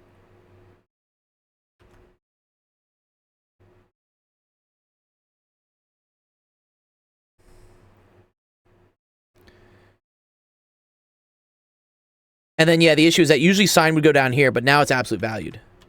So now it's this. You're not taking the absolute value of sine, though, by the way. Sine is still going to be negative. Yeah. The absolute value hits the x values. It doesn't hit the whole cosecant. So that's the important thing here. So sine of absolute value x is not the same thing as the absolute value of sine of x. This forces it to basically do this. This forces it to just reflect around the y-axis. You can graph this actually here. I can show you actually on Desmos. It's actually kind of cool. So that, yeah, they introduced this as a new thing. So if I say sine of absolute value of x versus the sine of x. Yeah. So they're different, right? Stalactites and stalagmites. Wait, don't the stalactites come up to +1? What is that? Sorry, what are you guys talking about?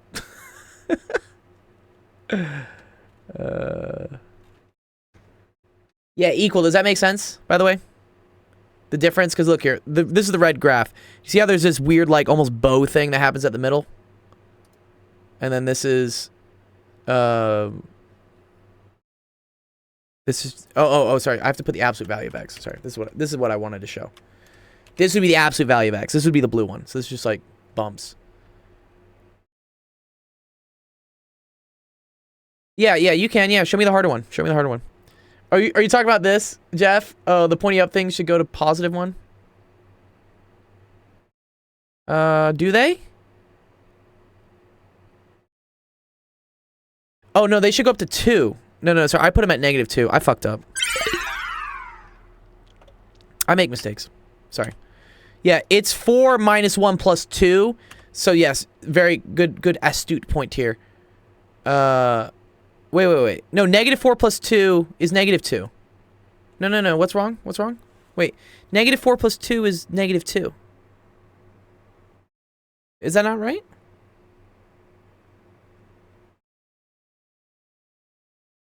Oh yeah, Jeff. Yeah, you're having me doubt myself, dude. It's okay. Yeah. Okay, post a harder one. Let me help out Taco Cat with his real quick. 2-celled battery. This is a cell. This is a cell. Ammeter always goes in series. A light. And then a voltmeter across the battery. Aha. This is where you gotta be sneaky. And you gotta do this. You gotta put a voltmeter like this. Voltmeters always have to go in parallel. Parallel means like this. This is like parallel. This is like two things in parallel.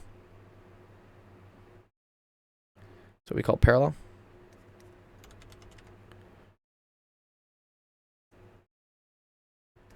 And then this is what we call things in series. Yeah. Posted. Cool. All right, let's see it. Why does your teacher like absolute value so much, dude? What? No. All right. All right. No, not that one. I prefer things in perpendicular.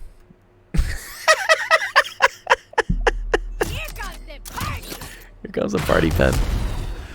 Okay. I prefer things perpendicular. Okay. This is a pain in the ass. Fuck. Alright.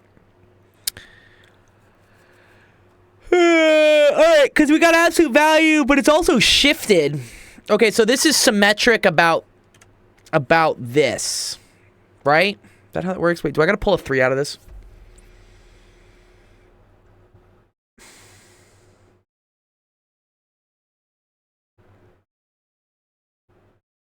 Yes. Obi says pull the 3 out. Okay, fine.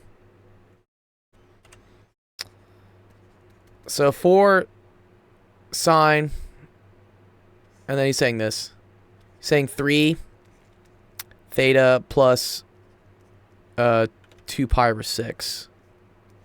The reason for this is because this is this is like a dilation factor. This is what is stretching it and compressing it. You always want things to be like, so you probably remember this from parabolas. Do you remember ax minus h squared plus b? Right?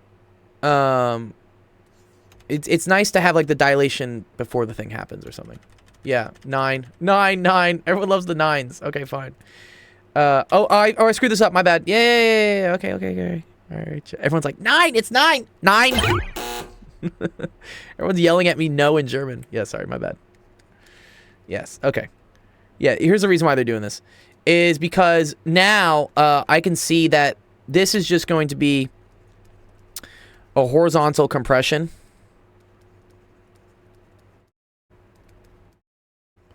of 3 with a horizontal shift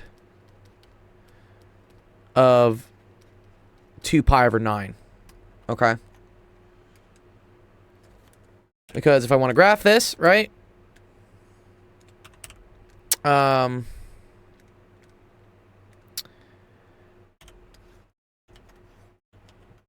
Yeah, specifically to the left. Very good, Obi. Yeah. So this is up. This is a vertical shift. Vertical shift of 1. And then this is a vertical stretch of 4. Yeah, compression of 3, sorry, is like, it's like 1/3. It's like, compression is like it's like dividing by the number instead of multiplying. If that helps you out. So, this I know is going to have a midline at 1.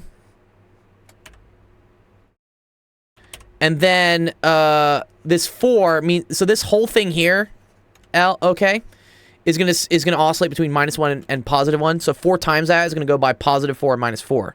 So that means my maximum top end is gonna be 5. Okay. And then my maximum bottom end is going to be -3. 1, 2. So -1, 2, -3. Okay, cool.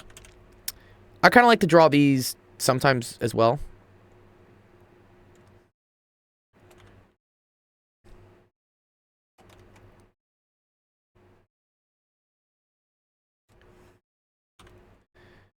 And then yes, this function is going to start, right, with a shift to the left of 2 pi over 9. And you see how they're saying going from 8 pi over 9 to 4 pi over 9? So I think pi over 9 is my my scale that I want to use for things. Right? So let's do that. Let's 1, 2, 3, 4. 1, 2, 3, 4, 5, 6, 7, 8. Okay? And I'm going to just say this is negative. Sorry, this is positive 4 pi over 9. And then this is negative 4 pi over 9. Or, I don't know. You could write all the things here. Just say, like, you know, horizontal scale is pi over 9s. All right. So, remember that things, right? If it's like x minus h, right? This moves it to the right. So if it's x minus h, that moves it to the left. Fermion fusion, what's up, dude?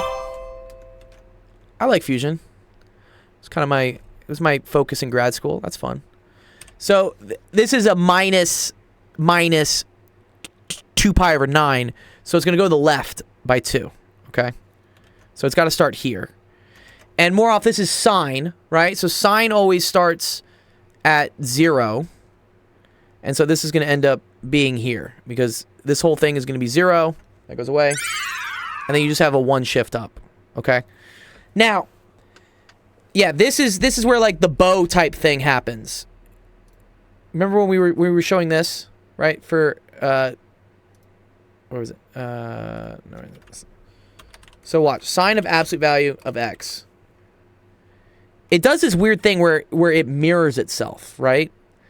And if you wanted to move this over, so let's say in our case, right, we had like plus 2. Do you see how, like, where this bow happens, where it mirrors, shifts over to the left, right? So this location right here, this is where the whatever this will happen. Because usually sine would want to look something like this, right? We'd want to keep doing it like this. But this absolute value causes this, like, ripple to happen, where then it does this.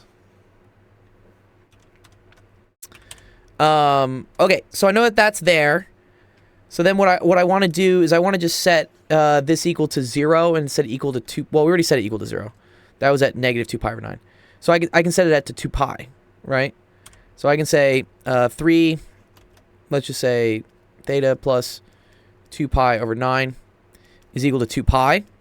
And that'll tell me where, like, 1 cycle goes, right? So that's theta plus 2 pi over 9 is equal to 2 pi over 3. That becomes 6 pi over 9. So theta is equal to 4 pi over 9. Oh, so that's cool. So that's a complete cycle. All right? So we know that this thing is basically going to have to do this. And then it's just about finding the points in between, right? So we know halfway in between it has to hit 0. So that's like 1, 2, 1, 2, right? So that's here.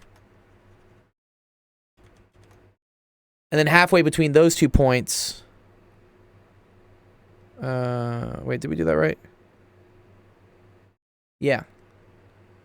And halfway between those 2 points it has to also do 0. Well, no, it goes up and then it goes down. Oh, so that's gross. Yeah, because we have 4 pi over 9.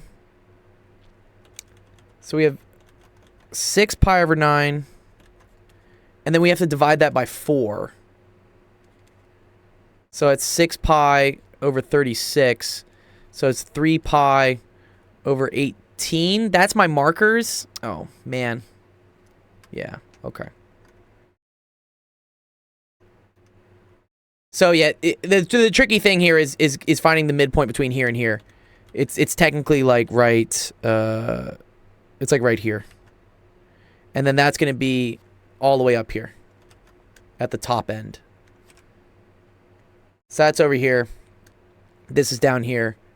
So then your graph ends up looking like, let's not use pink. Let's use blue. Let's use this.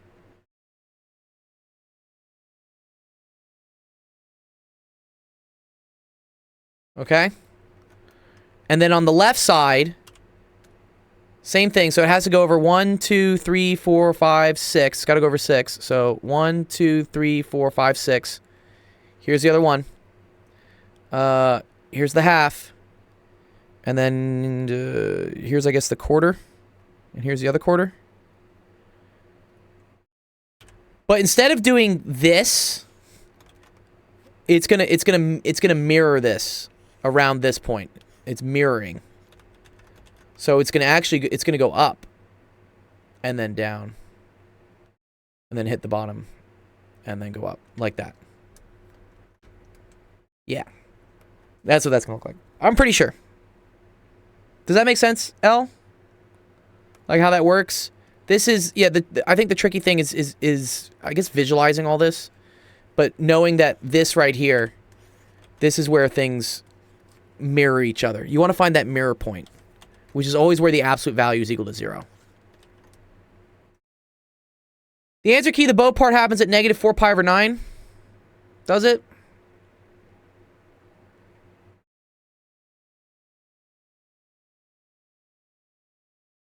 Did I do something wrong, guys?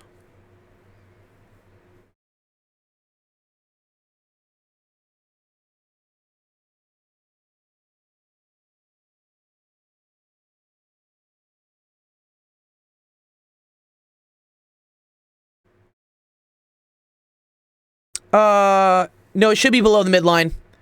The absolute value is on the x coordinate. Oh. Oh, wait a minute. Wait a minute.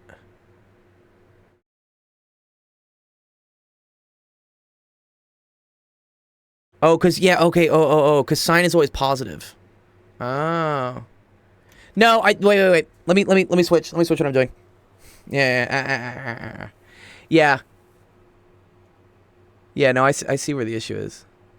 Wait. No. No, we're okay.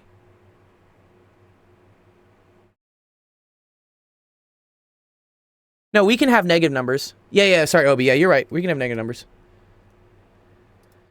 I got worried there because I was like, wait. We're only taking the sign of positive numbers. Yeah, there's a Discord. Yeah, okay. Yes, send me what your teacher did. I don't think your teacher's right. It's okay, Obi. It's 2 a.m. here. Yeah, bless your soul, dude. Thank you for staying up so late, man. You're awesome, dude. Yeah, if I do this, I think I do like time UK. Yes, it's 1:58 in the morning for our friends across the pond. No, I almost thought the same thing though, Obi, because I was thinking of if you have a coordinate axis, right?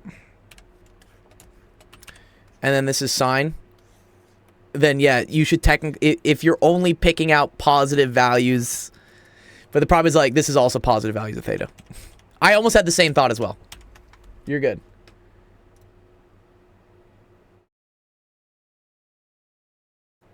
Yeah, let me see it. All right, I'm posting it.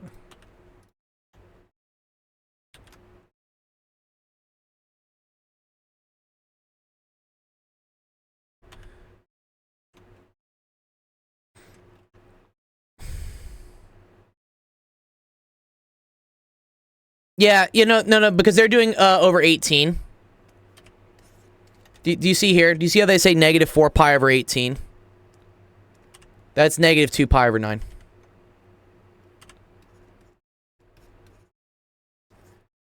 Oh, no, you're okay. You're not slow, dude. I mean, honestly, your teacher did it probably better. Because do you see how I kind of had to guess, like, in between these two values? Really, my scale should have been pi over 18s. But I really just wanted the zeros. Because I know halfway in between the zeros is going to do the thing. What's up, Waffle? Good to see you, bro. Long time no see, Waffle Walrus. Yeah. No, it's the same. Your teacher, they were just poopy marker 2ph. Yeah. Yeah, also, like, that's hard to read, dude. But yeah, I get it. It's an 18. Yeah. They just did it by 18s. We did it by pi over 9s. Anyways. Yeah. Does that help you out? Yeah? Good question. Okay. I gotta go pretty soon here. Let me draw these real quick for... Yeah, you're very welcome, dude. Let me draw this real quick for, for Taco Cat. 2 lights in parallel. Oop. Oh, I don't like drawing these lights.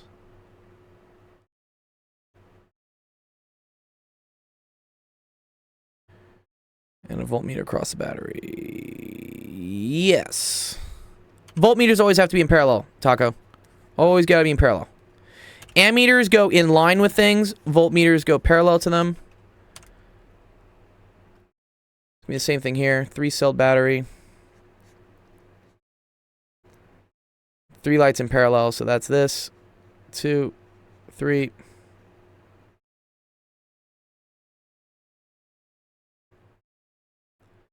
And then same thing. If you want to measure the current, you got to put the ammeter here. It's kind of cool that he's learning these. Yeah, Fermion Fusion. Did you have a question you want to submit for us to go through? I got to go pretty soon, but if you submit one real quick on the screenshots, I'll do it. Otherwise, yeah, more than welcome just to join and chill out and see stuff we do. This is a student Taco Cat needed help with his circuit stuff. So this was a 2-cell battery. That's 2 cells. Ammeter goes in line. 2 lights. Well, they don't say whether the lights are in series or parallel. So it's actually kind of a shitty question. Got my 7K steps. I'm back. Surprised you're still streaming. I do have to go. I do have to go pretty soon here. I'm just showing this for Taco Cat real quick. He can't make the stream because he's, I think, at volleyball practice. So I'm showing him on the stream here, and then I'll record it for him. Yeah.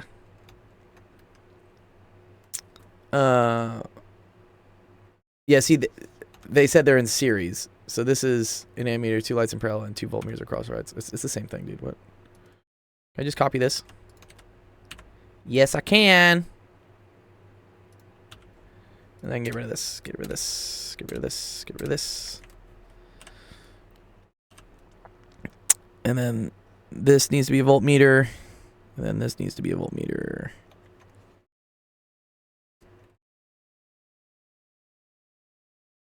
And then the switch and the bulbs are harder, but it's okay.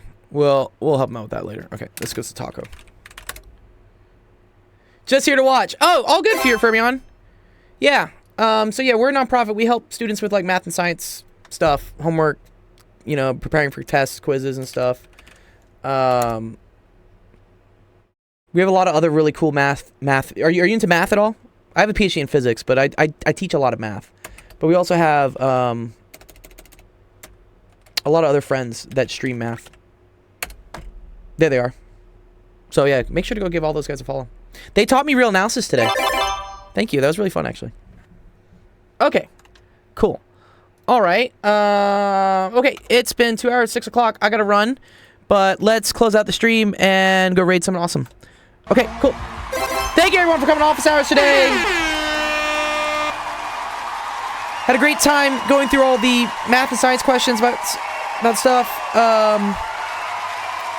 Yes, I can do yours. Waffle, let me do you real quick. One sec. I'll do your question real quick. No, go away. Goodbye, credits. Okay. Really quick help with the order of operations for function transformations, dilations. I need the list because my teacher didn't teach it. Yeah, all good. I'll do it for you. No, I'll get you Waffle. I'll get you right now, Waffle.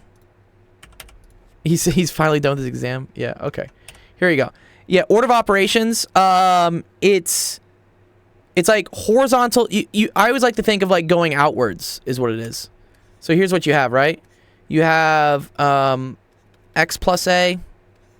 You have f of like 3x. Then you have f of x. I think it's this. Well, here, let me put them this way. Maybe make them as x. And then it's a f of x. And then it's f of... what is that? It's going to be f of x plus a. Yeah, one sec. Yeah. So it's horizontal shifts first. Then horizontal dilations, I guess is what you call them. And then it's vertical dilations. And then it's vertical shifts. The way I always like to think about it is like, let's say for instance I had f of x was equal to, I don't know, like 3x minus 4 squared 5 plus 6. Reflections happen in the dilations. So these are also reflections.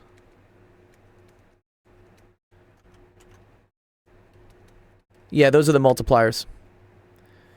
So look at this variable, right? You just think order of operations. So the first thing that happens is some sort of horizontal shift. Then you get some sort of horizontal dilation, which can be a reflection. And then you basically have the function, right? You have squared. Then this is the next thing to hit. That's the vertical reflection or vertical dilation, whatever. And then you have the vertical shift finally. That's how I do it when I graph. I look at it this way. We got both kinds, country and western. What's country and western? What's that? Anyways, does that help you out, Waffle? With like order of operations for stuff? I just think about the equation of a parabola. And I think of how it's structured. And this was also Blues Brothers. Oh man, I need to watch more of that. I know what you're talking about. That's also why the boys made me do this. When we had something like this, they saw that this was already kind of like a, you know, like a 3x minus, I don't know, 5 type thing. And they're like, pull out the multiplier. So if you pull out the multiplier and leave it so that it's just the variable stripped, like the variable's naked here, just with some sort of horizontal shift, then you know to do the horizontal shift first and then do any stretching and stuff you need to do. Yeah. Okay, cool. All right, with that, I'm actually going to end the stream. All right, cool. All right, thank you everyone for coming out. Next stream is going to be tomorrow. That's going to be at 5 p.m. Pacific, 7 p.m. Central, 8 p.m. Eastern. Come on through, get help with your homework. You got tests coming up. We'll get you ready for them. Big special thanks to all the awesome math chads and streamers that help out with my stream. Appreciate you guys teaching me things that I don't know. I learned stuff today. Yeah, it was super cool. All right, let's go raid someone. Is Penn Center doing his class today? Or was that yesterday? I gotta remember who it is. But yeah, also, if you just found us on Twitch, join our Discord. It's the easiest way to figure out the next time we're doing another stream. Our schedule's pretty regular.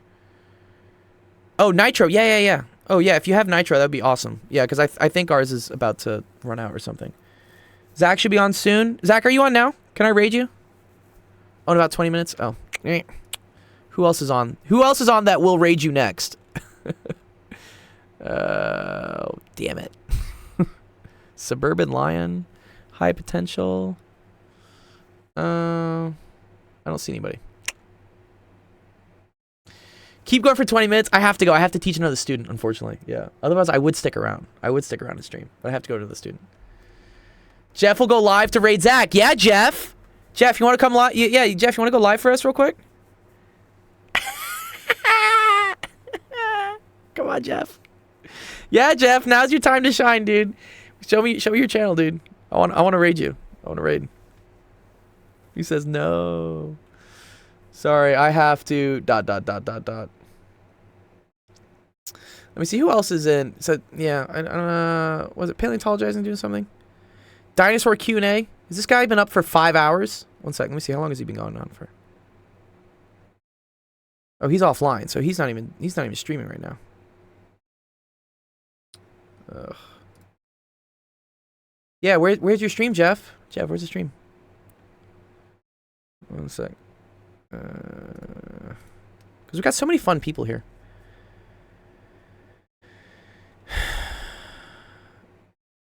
This person's doing science tech? No, who do I follow? Starting soon. Jinxie. Science doesn't start for another 10 minutes, I don't think.